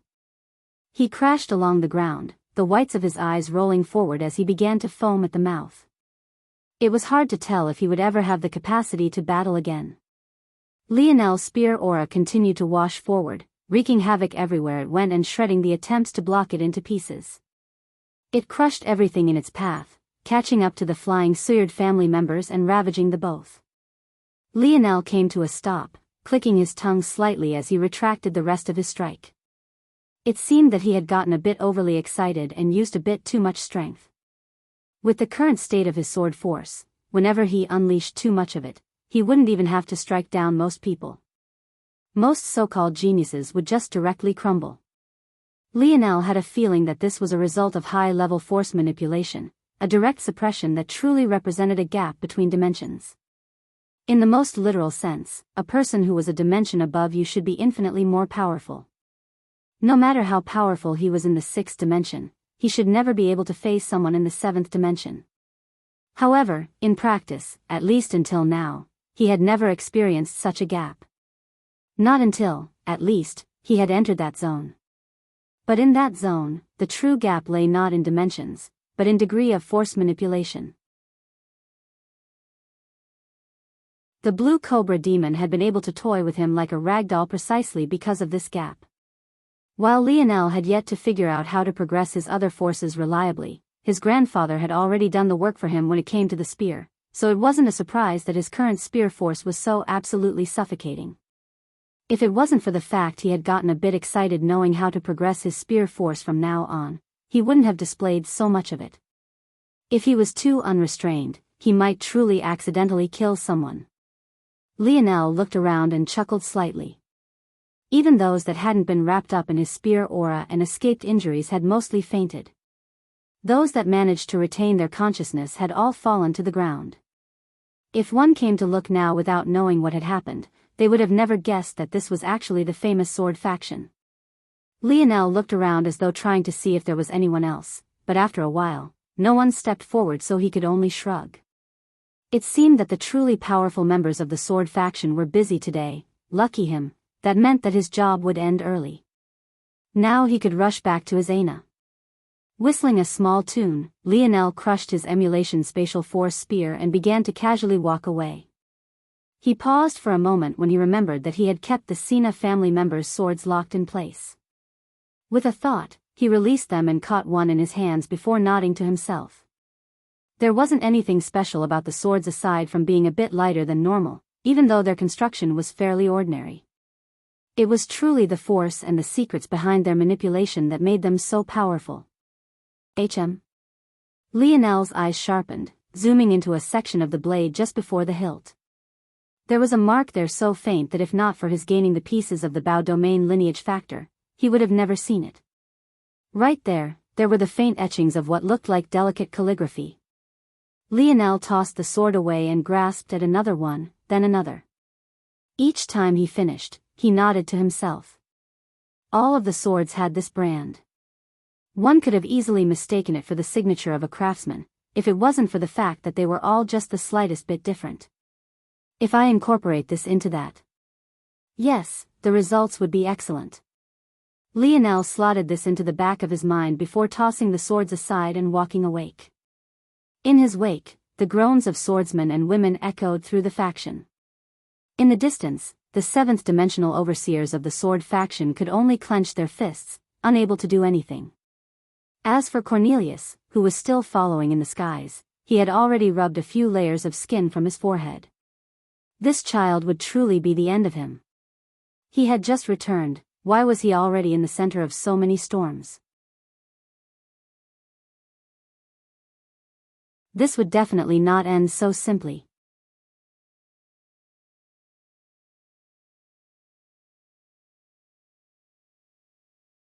Chapter 1699.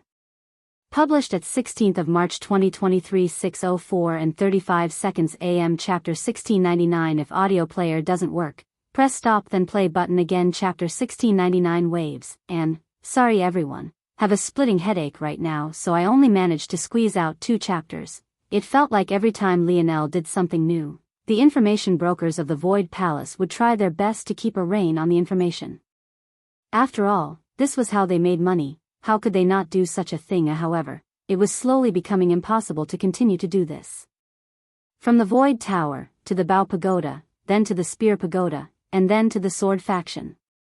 Every step Lionel took through the Void Palace only caused more and more waves. Soon, the number of individuals who had heard of things that happened began to overlap and quickly news began to disseminate. First it was the results of Lionel's climb up the Void Tower. This was one of the most difficult things to hide because of the news names of the ranking list, and it was especially difficult because the names used were simply too shocking. The name Morales was one that echoed loudly through the human domain. In fact, as one of the strongest forces of the humans, it was likewise a name many of the other races were well aware of as well. The moment the name Lionel Morales was seen on the leaderboards, the forgotten Seventh Nova anchored his place in the minds of many who had long since forgotten him. However, this was just the very beginning. In fact, it could be said that Lionel's name wasn't actually the most shocking one to be seen on that list because in the near quarter-century he and Aina had disappeared for, the names of the prominent families of Earth had likewise come into the public consciousness. The name Brazinger carried with it an all-new connotation, a sort of weight that could very well increase to the point it stood next to the greatest families of the human domain, or at the very least, that was the way those of the human domain saw it. Not many knew that Lionel was of Earth and that he shared a lineage with its current emperor. But now that everyone knew that his woman was actually a member of this new and shocking family, it caused an uproar in its own right. Those that had been fighting against Lionel that day were so distracted by him and his results that they hadn't even registered the fact that Aina was, in fact, a Brazinger. Due to this, the wave of shock toward Lionel lessened for a bit in some regards and increased in others. A lot of things suddenly made sense. Aina was an exceptional talent, one that would most definitely have long since claimed a spot on the Queen Beauty rankings already had she not disappeared for so long. But she had also seemingly come out of nowhere. The Void Palace was a place where everyone could come so long as certain standards were met, so Aina's background had never been important. After all, let alone Aina, the Void Palace had even admitted some non-humans in the past and present, although they were in a very small minority. Now, though, it all seemed to make sense. Could it be that the Morales family had had a stake in Earth long ago? This seemed like a very simple question, but the weight behind its answer couldn't be underestimated. Earth had been a taboo for a very long time because it could very well be the center of another all-out war within the human domain, something that couldn't be allowed to happen with danger lurking over the horizon. If, though, the Morales family had made such a bet in the past, this could spark another conflict. It had to be remembered that even with the Camelot zone being tampered with in the past, it was done extremely covertly. In fact, just for that matter, in order to silence Lionel, the latter had almost suffered the punishment of death. If it hadn't been for his grandfather taking action back then and crushing the opposition, Lionel would likely be dead already. This matter was clearly not a simple one at all, and it was news that was capable of causing a tsunami of waves through the Void Palace. But before that wave could even settle, the matters began to pile up one after another. First it was the battle with Conan. With news of the Void Tower spreading, how could news of this not spread as well? The idea that the invincible armor of the Cataclysm generation was coming crashing down was enough to leave many in stunned shock until a simple fact was remembered. Wasn't Lionel, too, a member of the Cataclysm generation? In fact, not only was he a member, he was one of the only 3 to gain Amethyst token rights when the selection had come to an end, and of the other 2. One was the sword deity and the other was actually his girlfriend. News that the battle between Lionel and Conan was not only won by the former, but easily at that, was a shocking revelation that most still weren't willing to accept despite this truth. However, even this dust wouldn't settle before news of a man clearing the 12th floor of the Bao Pagoda was spread, and it only made it more polarizing that this man was banned from entering the archery faction for the next 10 years right after for nearly crippling a member of the Terrius family. All of this came to a head when it was learned that this was once again a feat of Lionel, shocking to an extreme and enough to leave people in complete and utter silence. Unfortunately, the news that day was truly relentless. Right after, news of the Spear faction's Spear Pagoda being cleared to perfection spread like wildfire, but it didn't even have time to calm before the so-called massacre of the Sword faction fell. An unsettling sort of silence fell over the Void Palace, but the man in question was taking a nice nap. Since he was unable to find Aina, he couldn't be bothered to do much other than wait for his Void points and make a final trip to the Void Library. Everything else was meaningless to him. As for the reactions of the Void Palace, though it would probably mean something later, he still couldn't be bothered to give it much thought.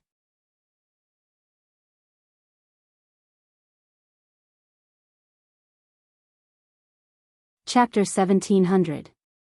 Published at 16th of March 2023 6:04 and 35 seconds AM. Chapter 1700. If audio player doesn't work, press stop then play button again. Chapter 1700. Center of the storm. Lionel got up with a yawn. With a quick flicker of his eyes, he could tell exactly how long had passed and felt that it was about time he made his way to the Void Library. With a thought, he appeared outside of the segmented cube and took a step, quickly heading in that direction.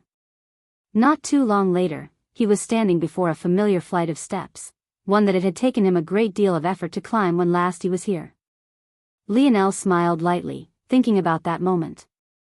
Because he only had 24 hours back then, he was in a great rush, so he had gone right from the stairs to the library, even wasting an instant recovery so that he would be in the best shape possible so that he could minimize the time he wasted. Now, however, Lionel didn't think that so much was necessary. These stairs that had been daunting before felt so very normal to him now.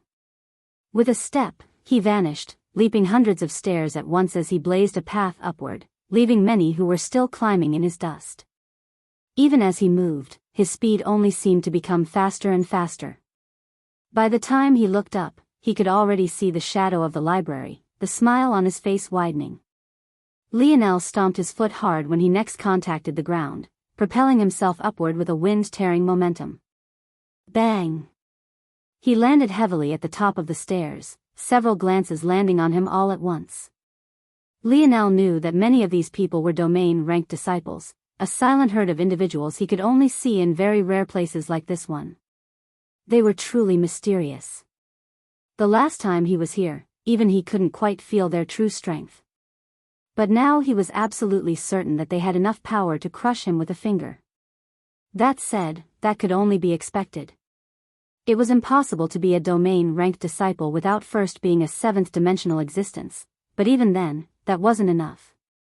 It also required a certain amount of talent as well, much like the other ranks. Of course, just stepping into the seventh dimension alone was a testament to one's talent. The sixth dimension could be considered to be a huge watershed, even more so if you were following the God path. If one had enough time, they could brute force their way into the fifth dimension, but entering the sixth required a certain level of personal achievement, something that placed you far above the masses.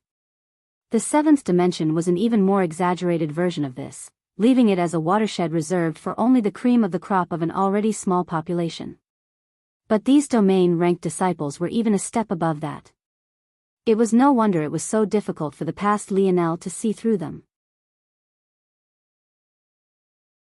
Still, Lionel just smiled lightly and stepped toward the library's doors before he entered a familiar world of darkness. All around him, the bits and pieces of the network that he had already formulated lay untouched. Lionel took a breath and he sunk into a state of meditation, spreading his starry spirit domain outward. Over these last few days of sleep, he had allowed his mind to adjust to its most ultimate state, but he had also considered other things quite thoroughly. There seemed to be a very special connection between the best resources of the Void Palace. Whether it was the pagodas, the Void Tower, or the Void Library, all of them had a very thin thread connecting them all: Dream Force. It wasn't too obvious at first, but Lionel felt that there had to be a reason for all of this, and he felt that it was even more obvious when it was considered that the only place he ever saw domain-ranked disciples was in this very place. If the domain-ranked disciples knew of Lionel's thoughts, they would be quite shocked. This was because the reason for these matters was only made known to them after they reached their current disciple rank. Before that, they were in the dark like everyone else. Lionel also hadn't forgotten his shocking realization about zones and how their very being seemed to be formed of dream force as well, to the point where he was even able to use his affinity to find secrets within it. However, all of these bits and pieces of information led him nowhere. He didn't have an answer for it all and he could only sit in idle curiosity, unless, that is, he could find a potential answer here. Lionel knew that he was running out of time in the Void Palace. Those lurking enemies of his in the darkness might have let him stay for a bit longer if he was weaker or more low profile, but they would soon realize that the more time he was given, the more difficult it would be for them to do what they wanted to do. In that case, this meant that Lionel would only have one go at this, one final stretch within the Void Library, one final chance to learn everything it had to offer. Lionel's eyes snapped open, his force rushing out like a tsunami. One after another, floating motes of light rushed toward him in batches of dozens at a time. Unlike the previous time where he biased it with spatial force research, this time, he didn't discriminate against anything. Today, no matter how many times he had to use instant recovery, he would do it. He really wanted to see who would give in first, himself? Or the Void Library? As Lionel's battle was beginning, the machinations that he was certain would unfold had indeed begun to. But the location where they began would be a surprise even to him, albeit quite a small one. That was because the center of the coming storm would begin in a place he was quite familiar with, the very same information network he had paid twice for information on Triana Virer. This was none other than the Winding Shadow faction, now known as the Winding Shadow Legacy faction, run by none other than Ronin Sith.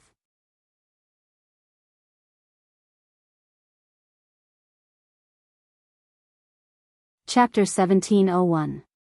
Published at 16th of March 2023 6:04 and 35 seconds AM. Chapter 1701. If audio player doesn't work, press stop then play button again. Chapter 1701. Surefire motes of light quickly revolved around Lionel, their speed increasing with every passing instant.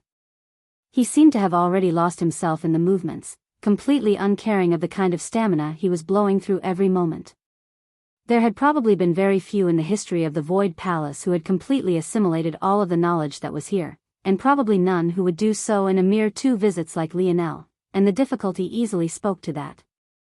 However, even so, the experience was incredibly rewarding. After Lionel had assimilated all of the 4th-dimensional information in the Void Library, he had finally gone from an ignorant boy to someone who could be considered to have firmly stepped into the dimensional verse.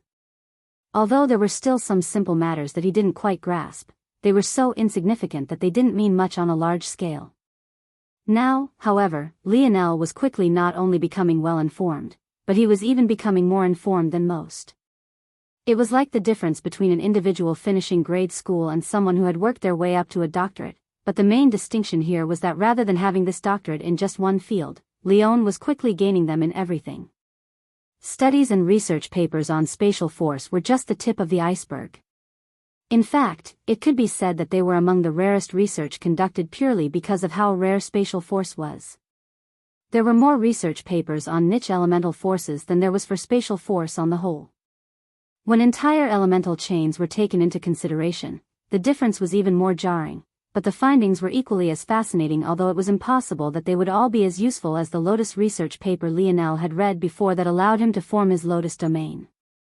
However, there were still quite a few that were interesting. For example, when it came to fire force, there were quite a few papers on chain reactions and using them to make your fire force not only more powerful and sustained, but also more erratic and unpredictable. There were numerous applications just for this one path of study, everything from long-ranged attacks to sudden burst movements to even increasing the power of a strike in random intervals to catch an enemy off guard. But that was just fire force, and it was just a single potential path of growth. On the other side, there was water force. One of its interesting paths was actually very much related to resonance and its usage. There was a research paper that focused on using water force like a wine glass and any attack like a sound wave. Once this was achieved, you could either choose to continue to trap the attack, then truly go the full extent and allow your water force to shatter, repelling the strength and even using it against an enemy. The number of paths was too numerous to count, and the number of research papers was even greater. It made a reality set in for Lionel. Weren't all these things just different forms of force manipulation? Then what was truly the difference here? Was it that the people of the zone started honing in on these matters much earlier? Was it that this path was simply incorrect? Or was it something that he was missing? Lionel couldn't help but wonder about these things, comparing and contrasting the research papers here to what he had seen in the zone. After doing this, it wasn't long before he came to a fundamental difference. Although these research papers were great and could even increase the strength of a force while it was in use, it was ultimately not fundamentally changing anything. The foundation of the force was still the very same foundation. If Lionel had to make a comparison, it was akin to a person who was weak of body being incredibly skilled in martial arts. Yet, they would be able to display great strength, but how much of it would be maximized if they were also malnourished or half dead? However, Lionel still felt that this comparison wasn't quite perfect. The people of the zone didn't use all of these weird force application methods. For example, that youth with a high spatial affinity Lionel had met before Thela was completely caught off guard by the use of his Lotus. It felt like there were two completely different paths, one of which was clearly more powerful than the other, at least on the surface. Is it that it's more powerful? Or is that this method of force manipulation is still in its fledgling state? Just look at how many research papers there are here, and how many of them test the very same thing just in slightly different ways. The history of the Void Palace is about 500,000 years from my understanding, but just from a casual look through the Olidark family's library I was able to see that the history of that zone is easily 100 times that, and that's just from the perspective of one of its weaker families. Who knows how much those much stronger families and organizations can see back? If you look at things like this, the human domain just hasn't had enough time to truly flesh out this method of force manipulation. But Lionel was a bit hesitant to just accept this with open arms. The reason was that it was too difficult to tell what the end of the road had for this path. While it could potentially match the road the zone had taken in the future, there was no guarantee. However, on the other hand, it wasn't as though Lionel had a surefire method waiting for him on the other side either. Even if he started down this more vetted path, there was nothing to assure him that he was even taking the right steps.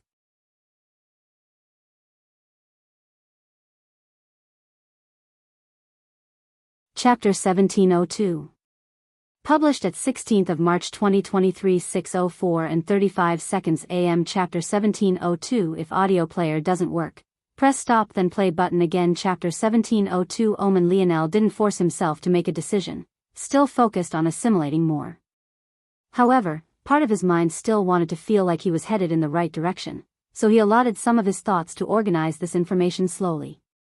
Ultimately, the main difference between the two paths was that one was focused on physical manifestations of change while the other was more focused on ethereal manifestations. Wait, Lionel had quite a real-world example of this, did he not? His grandfather's step-by-step progression from calligraphy to painting, which category did it fall into? Was it physical? Or ethereal? There was no fundamental change to the way Lionel utilized his spear force. It was fundamentally a change that occurred on the ethereal level, changing the artistic conception that breathed power into his spear. That was that, case closed. Right? But when looked at from a different angle, it was also a physical change. After all, Lionel was consciously manipulating his spear force with the use of his dream class technique to form a different demeanor by which he could project a powerful artistic conception. Due to this, he had found it difficult even to properly use his spear domain lineage factor, as it required a more ethereal comprehension. On its face, this was clearly a contradiction. But maybe that was because his way of framing it was wrong from the very beginning. Although the manifestation was ethereal, didn't it have a physical presence? Weren't the changes that happened ethereally used to catalyze real-world changes? So no, the difference here couldn't possibly be a matter of physical and ethereal, it was deeper than that. Lionel felt that he was on the cusp of understanding something, but it was too profound for him to quite grasp. Even as he tore through the research papers, he still couldn't quite find his answer. For the first time, he felt that his intelligence actually wasn't high enough, and it was quite frustrating. In truth, Lionel was being too hard on himself. Enlightenment wasn't meant to come in endless waves, and even when they did, there would be peaks and valleys. These were things meant to be researched over the course of a lifetime, not just grasped in a single day. But Lionel just kept pushing. He didn't want to understand it all at once. What he wanted was a spark, a single ignition that would light the small fire he would protect until it became a raging inferno. So, he turned to an ability he had relied on for years, his dreamscape. Lionel created his dreamscape, ironically, within a library as well, although it was very different from this one. That library had been Camelot's library. The purpose of the ability was to act as a sort of network of miniature brains in Lionel's mind. In everyday life, no matter what he came across, or how small the detail, he would subconsciously arrange it into one of his dreamscapes by category. By now, Lionel had millions of tiny dreamscape in his dream world, each one with a different network of information and many of them with overlapping redundancies, but that was the point. Oftentimes, brains got distracted, they forgot important details, or took into consideration useless details. Even for someone as smart as Lionel, he was fallible and could make mistakes. But that was where his dreamscape came in. Each one was like a uniquely designed software for a very specific task, and as such, whenever a link was made in one of them, a spark would light and Lionel would immediately be alerted. This time, as he built a new dreamscape, Lionel stripped down all the useless jargon and only built it up with what he needed the absolute most. There were scenes of Phila's force manipulation, of the Cobra demons, even of Mistress Olidark's. On top of that, he added bits and pieces of the most interesting research papers he had read, some of which he planned to incorporate himself and others of which he only wanted to use for reference as he felt he had better ideas on how to apply them elsewhere. The hours passed and Lionel's speed of assimilating his network only seemed to increase. What he didn't know was that after the first 24 hours passed, there was a sudden change. Outside of the Void Library there was an inconspicuous board that was easy to miss. It too was filed with names. However, this board was easily ignored because there were hardly ever changes to it, nor was there any movement. This board was a leaderboard, but it was maybe the most unique leaderboard of Void Tower because no one quite understood what it was for. All anyone knew was that there was a name match with a number. The higher the number, the higher the name. First place, Cynthia Oman, 83. 29. This first place name had remained undisturbed for decades. In fact, this individual was no longer even a domain-ranked disciple of the Void Palace. No, instead, they were the members of the only other family that could hope to stand against the Morales and the Suyard family without the backing of an alliance. However, despite this being so, this family was still the head of maybe the strongest alliance there was in the human domain. The Oman family. Or, as most would recognize them as, the head of the Force Crafting Guild Alliance. As for the number 83. 29, it wasn't a normal number at all. Rather, it was actually a percentage. As for what it represented, it was the percentage of the Void Library integrated into her network. Of course, this Cynthia Oman had another famous title, and that was as the woman who should have been the wife to Velasco Morales, or as many called her, the scorned Queen Beauty. There were just 100 names on this unchangeable list, but at that moment, there was a change at the 100th spot. 100th place, Leonel Morales, 21. 38.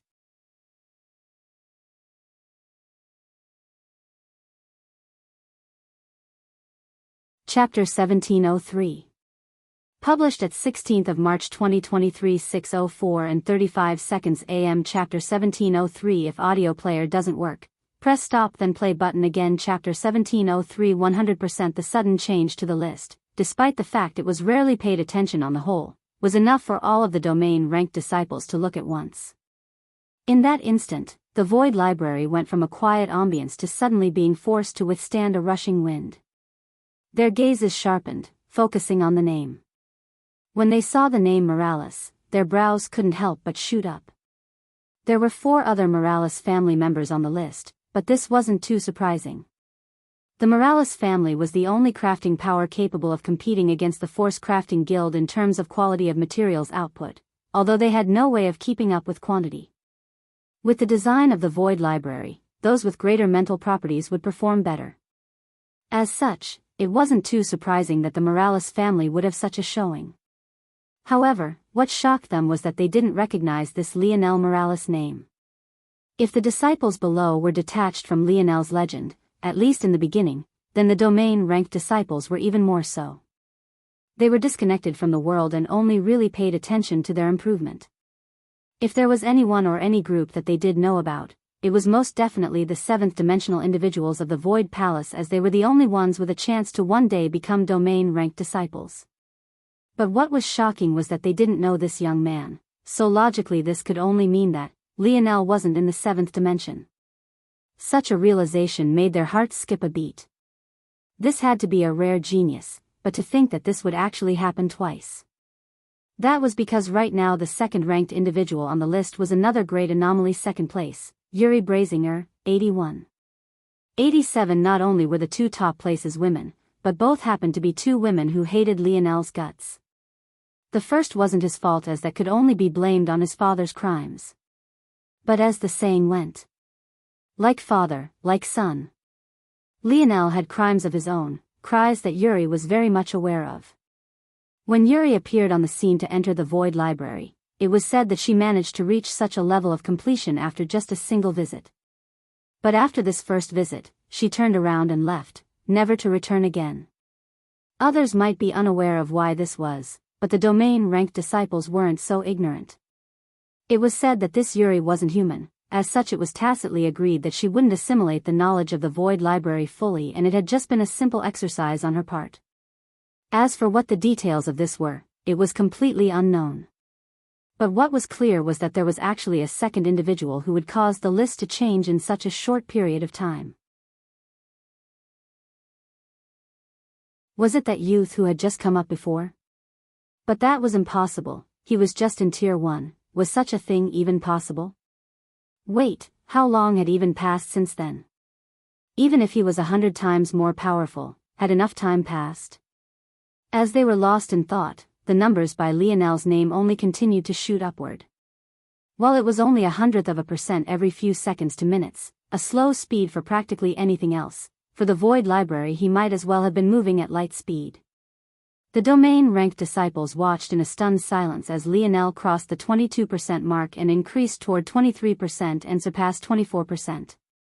It took hours just to complete this, and yet the gazes of the domain-ranked disciples never moved away, as though they would never tire of watching this. The concept of time, or more accurately, how experts experience time once they reached a certain stage, was astronomically different from others. During their practice, they gained patience that most couldn't fathom. To them, this was nothing. Even if it took days, they would be willing and able. And that it did. Their hearts shuddered with every step forward Leonel took. At some point, they began to look between the doors of the Void Library back to the leaderboard, seemingly waiting for Leonel to finally come stumbling out. Even for them, it took a great deal of effort just to last a few hours, so why did this 6th-dimensional junior not seem to have such limitations? From 100th place to 90th. From 90th to 80th. From 80th to 70th. Every step forward was egregiously slow, but they were steady and unmoved by the monotony. Within the void library, Lionel had no idea what was happening outside, but what he did know was that he was inching closer with every moment. As his horizons broadened, how he saw things also began to evolve. However, there was a very important key missing here. No matter how difficult it was to assimilate the information of the void library, when you were given practically infinite time like the domain-ranked disciples, why was it that even the best had only reached 83%? Could it be that those that had reached 100% left the list? Or was there something else at play here? Unfortunately, Lionel hadn't paid much attention to the leaderboard in the first place, or else he would have long since noticed Yuri's name. As such, he wasn't in a state of mind where he even cared about such things. He was entirely focused on reaching his goals. So when he finally did it, surpassing first place and rocketing upward to completion, he didn't give it a second thought until, red-eyed, he stepped out of the void library to find several eyes locked onto him. Lionel stood in silence, the fatigue making his brain foggy. He looked around with a raised brow, but no one seemed to have an answer for him. It wasn't long, though, before he spotted the leaderboard and his brows raised.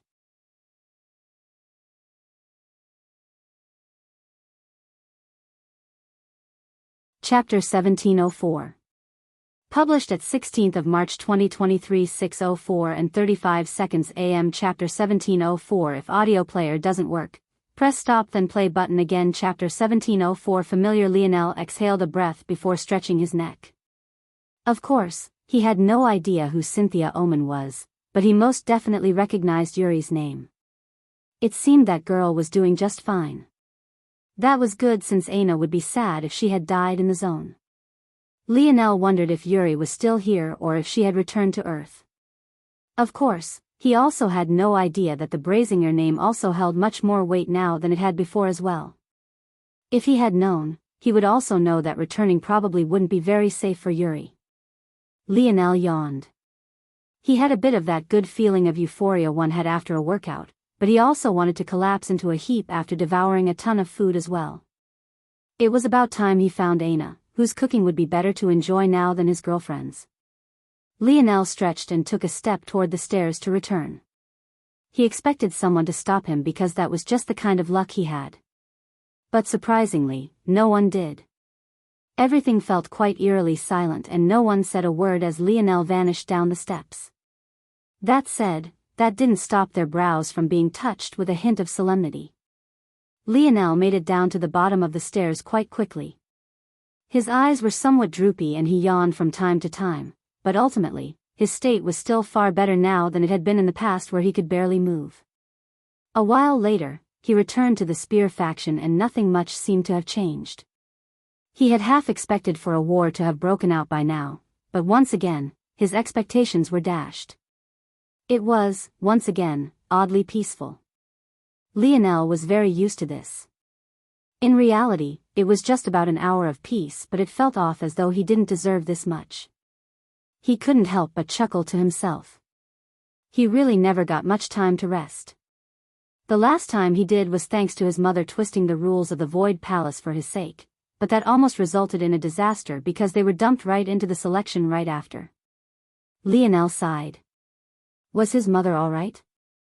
He hoped so. He wondered if she knew that he was back or not. He would have gone to see her, but he simply didn't know where to go and look for her. By now, she was probably also a domain-ranked disciple, so it was even more difficult now than it had been in the past. Or, as the Princess of Earth, she had probably returned to help hold down the line. Lionel wasn't too obsessed with seeing his mother. With his personality, so long as he knew his loved ones cared for him, that was enough. He didn't feel the need to see them all the time, nor did he need their constant affirmation. If he did, he would have hated his father's guts a long time ago, but instead, he was the man he respected most. Lionel walked into the Spear faction and spread out his internal sight in all directions.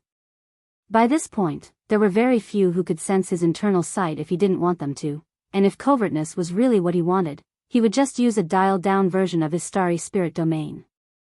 With a smile, Lionel headed in a certain direction. On the roof of a certain building, Aina and Ness were both having tea. It seemed that by now, the two were quite chummy. Though, what machinations were hidden behind those smiles was hard to see through. On the surface, they were just two beauties chatting. But deep within, it was probably more accurate to call them a pair of demonesses. When Lionel appeared, the idle chit-chat and laughter vanished into the air and they looked toward him together, their eyes filled with a peculiar light that made him feel uneasy. Aina had vanished for a few days and he still had no idea where she had gone. Now, though, she seemed almost too in sync with Ness, as though the pair were two peas in a pod. If he wasn't so scared, he might find it amusing. After all, Aina had gotten so close with her aunt-in-law before she did so with her mother-in-law. Lionel cleared his throat to say something as the silence got heavier, but before he could, Ness spoke first. "Did you do the task I told you to?" Lionel blinked. "I did, I already attacked the sword faction." Ness raised an eyebrow as though she didn't believe him. "Are you lying to me?" Lionel frowned. Why would he lie about something like that? But the fact Ness was asking seemed to imply something else. If you really attacked, then why are they so silent? Those arrogant swordsmen wouldn't take something like that lying down so easily. Boom! As though Ness' words were some sort of jinx, the ground suddenly quaked, the building they stood upon swaying wildly from side to side. Glass windows shattered into pieces that rained down like fine crystals, like the earth cracked and splintered, spreading out in cobweb-like patterns in every direction. Huh! Lionel's head turned in a certain direction. He had felt that Ness jinxed them for a moment, but that didn't feel like the something on the scale of what the sword faction could accomplish, at least not members of the sword faction that would be at the 6th dimension, but 7th-dimensional individuals wouldn't interfere in matters like this. Lionel's pupils constricted as he looked off into the distance, but when he saw what it was, his eyes couldn't help but widen. As though they had just stepped out of some sort of warp drive, 6 planet-sized ships appeared around the Void Palace, each one with a design that was eerily familiar to Lionel. Soon after, an eerily familiar decree also fell. Under the decree of Shield Cross Star, Leonidas Morales is to be classified as a Tier 2 fugitive, found guilty for the crime of colluding with a variant invalid. The fugitive has 2 hours to hand himself in or his charges will be increased to Tier 1. The bounty is set to 10,000 kilograms of 7th-dimensional herb.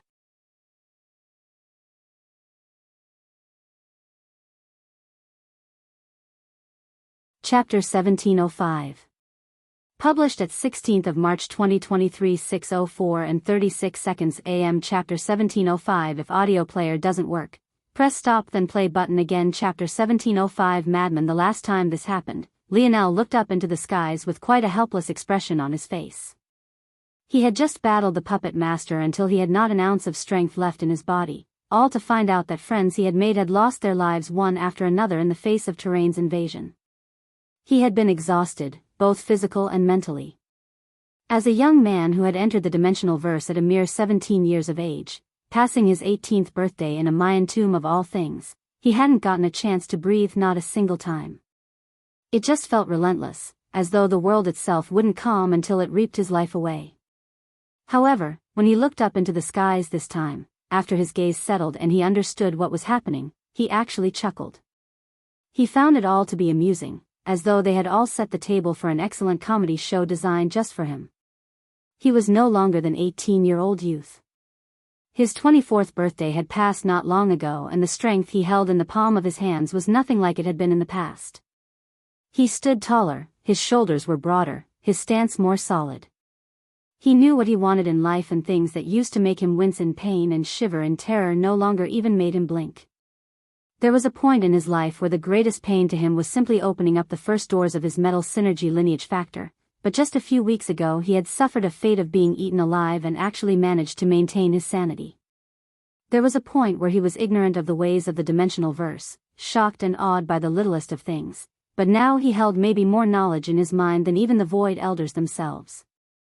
There was a point in his life where Shield Cross Stars was able to brand him as though he were a slave or cattle for them to mark. A point in his life where he could do nothing but sit in silent frustration, unable to do a single thing in response. But now, he laughed. He laughed so hard that tears almost fell from his eyes, so hard that stomach cramped and his face went red. In a world that had fallen into silence after a booming command spread across the vastness of space, Lionel was seemingly the only one making any noise at all. Ness shifted her gaze away from the 6 planetary warships and looked toward the laughing figure of Lionel. She was speechless for a moment before she shook her head. "Madmen, the whole lot of them," she muttered. At that moment, she seemed to forget that she too was a Morales. Not just one that had married into the family, but one who had been born a Morales and married a Morales. But even so, it was a common sentiment among the women of the family, an innocent sort of hypocrisy and a casual forgetfulness that while the men of the Morales family might all be mad, they also happened to be very obedient at home. Lionel wiped his tears and turned a gaze toward Aina. "It seems that we have to leave a bit earlier than expected.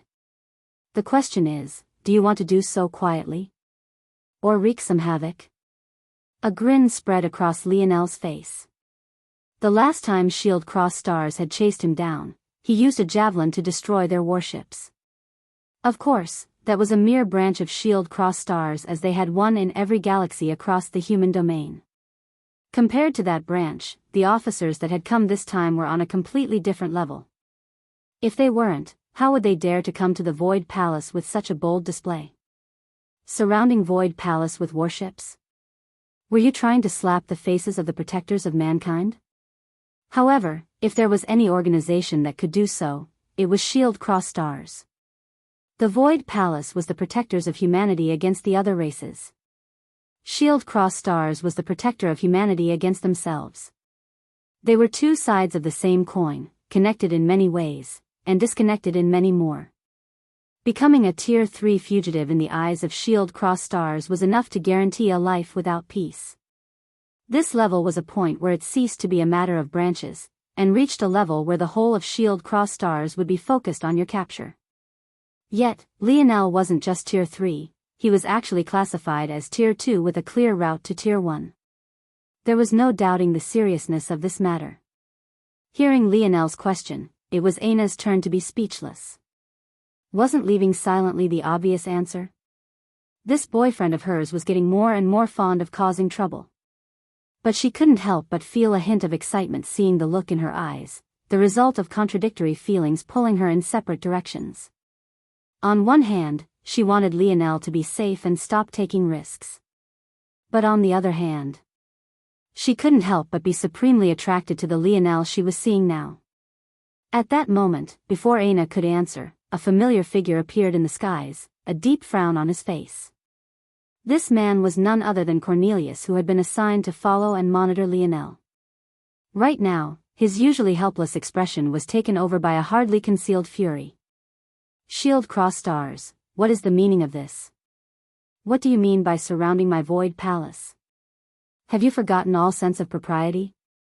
Don't overstep your bounds." Cornelius didn't seem to be trying to speak very loudly, but his volume was no less oppressive and mighty than the voice of Shield Cross Stars who had spoken previously.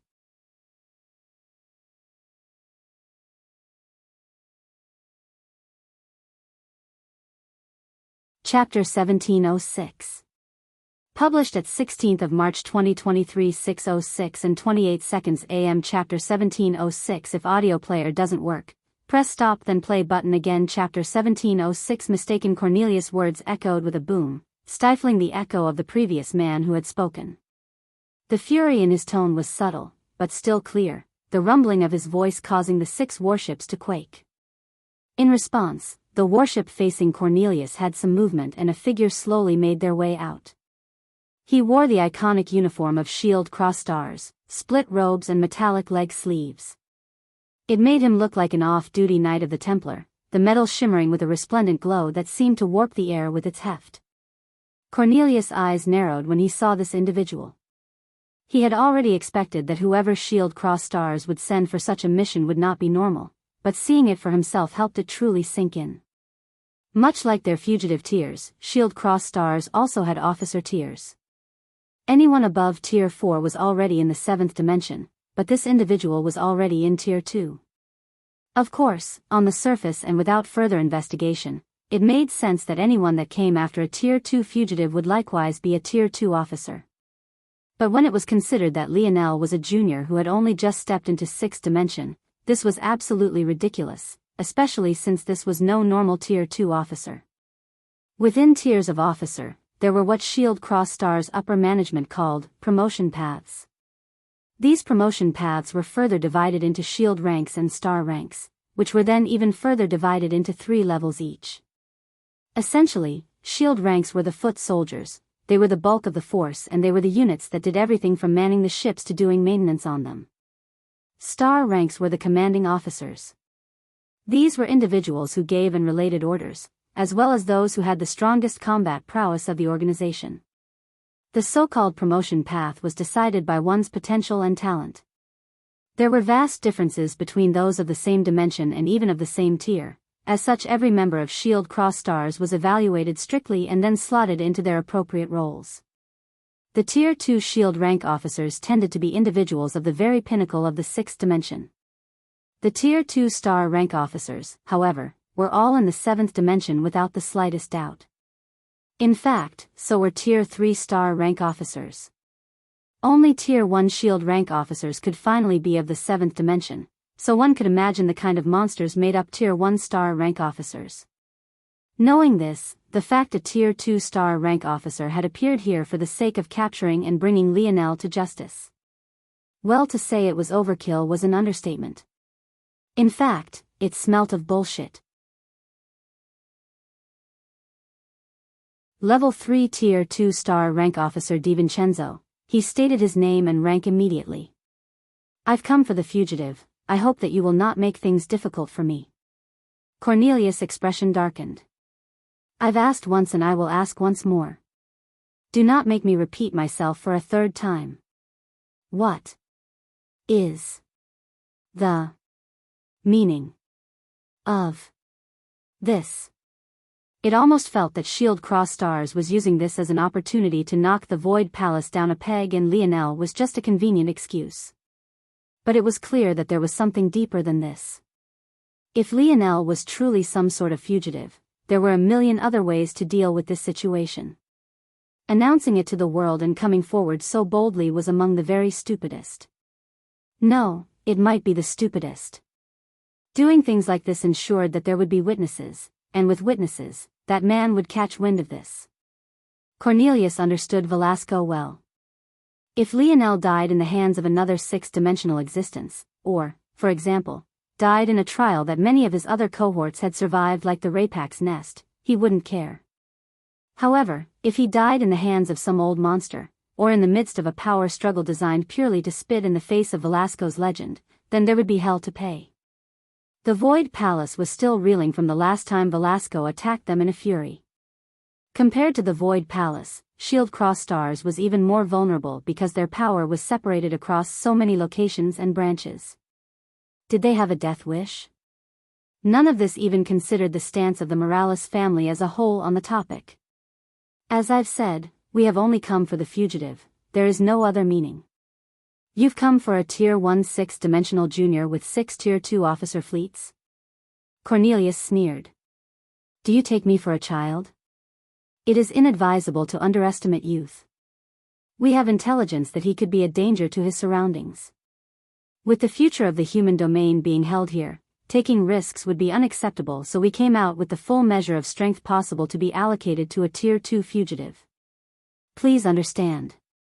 It should be known that the background of this youth is quite impressive and he has quite a number of treasures on him. We cannot take the chance of allowing him to escape and wreak more havoc in the future. DiVincenzo waved a hand and a ripple spread across the 6 warships. Boom!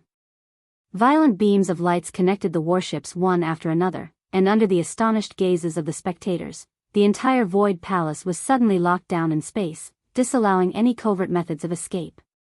Cornelius was very close to losing control of his temper entirely. Do you think that you can just take a disciple of the Void Palace because you say so? Where is your proof? Where is your evidence? Is this how Shield Cross Stars works? DiVincenzo shook his head. I'm afraid you are mistaken, esteemed sir. Lionel Morales is no longer a member of Void Palace. He did not use the God Path to enter the sixth dimension.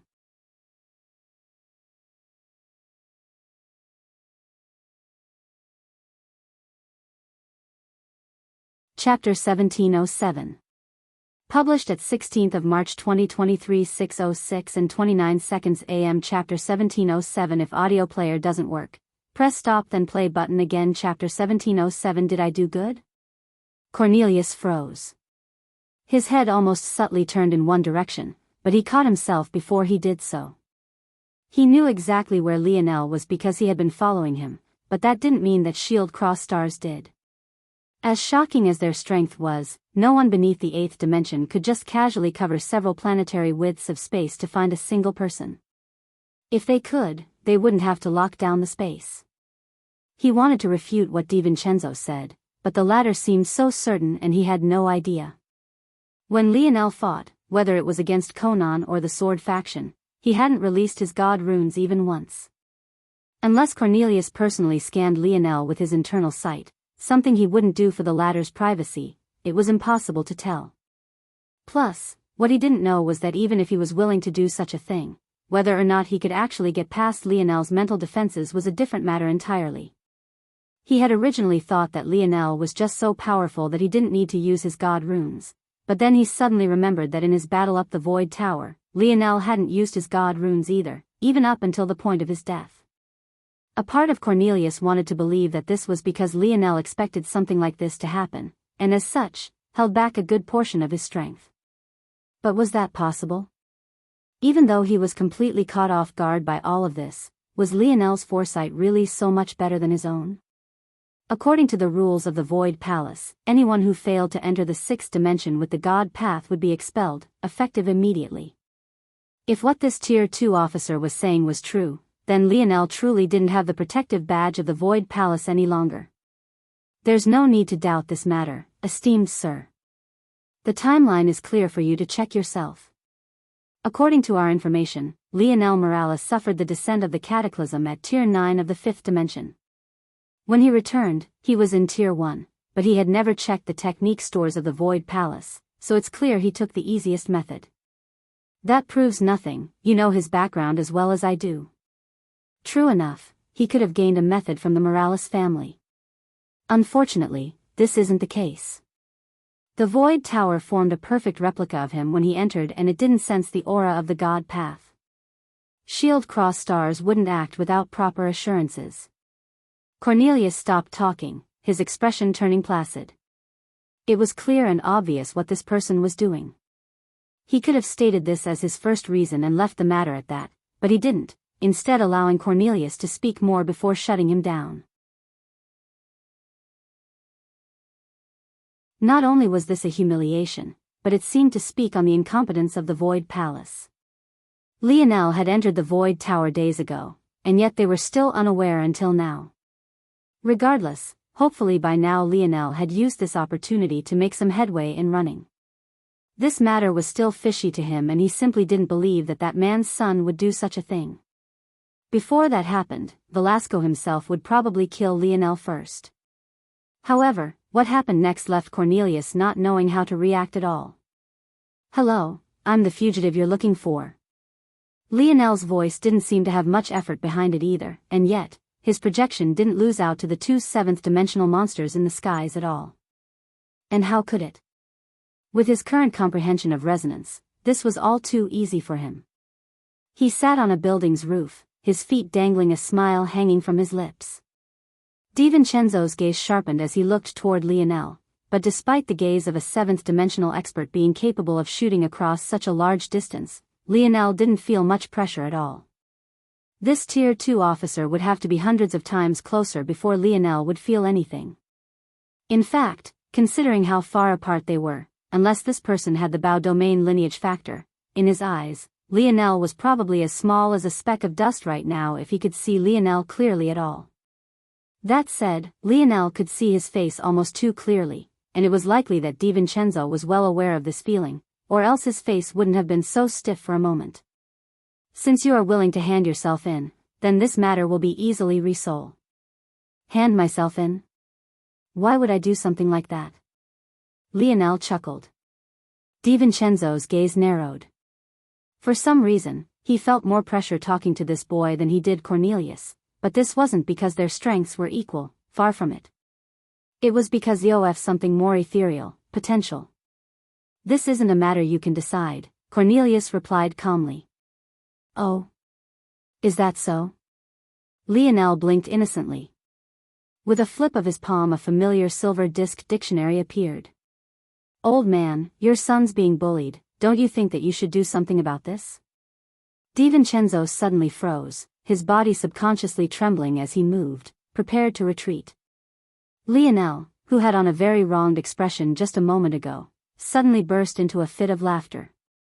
Seeing DiVincenzo react as though he had just eaten a pile of shit had him rolling.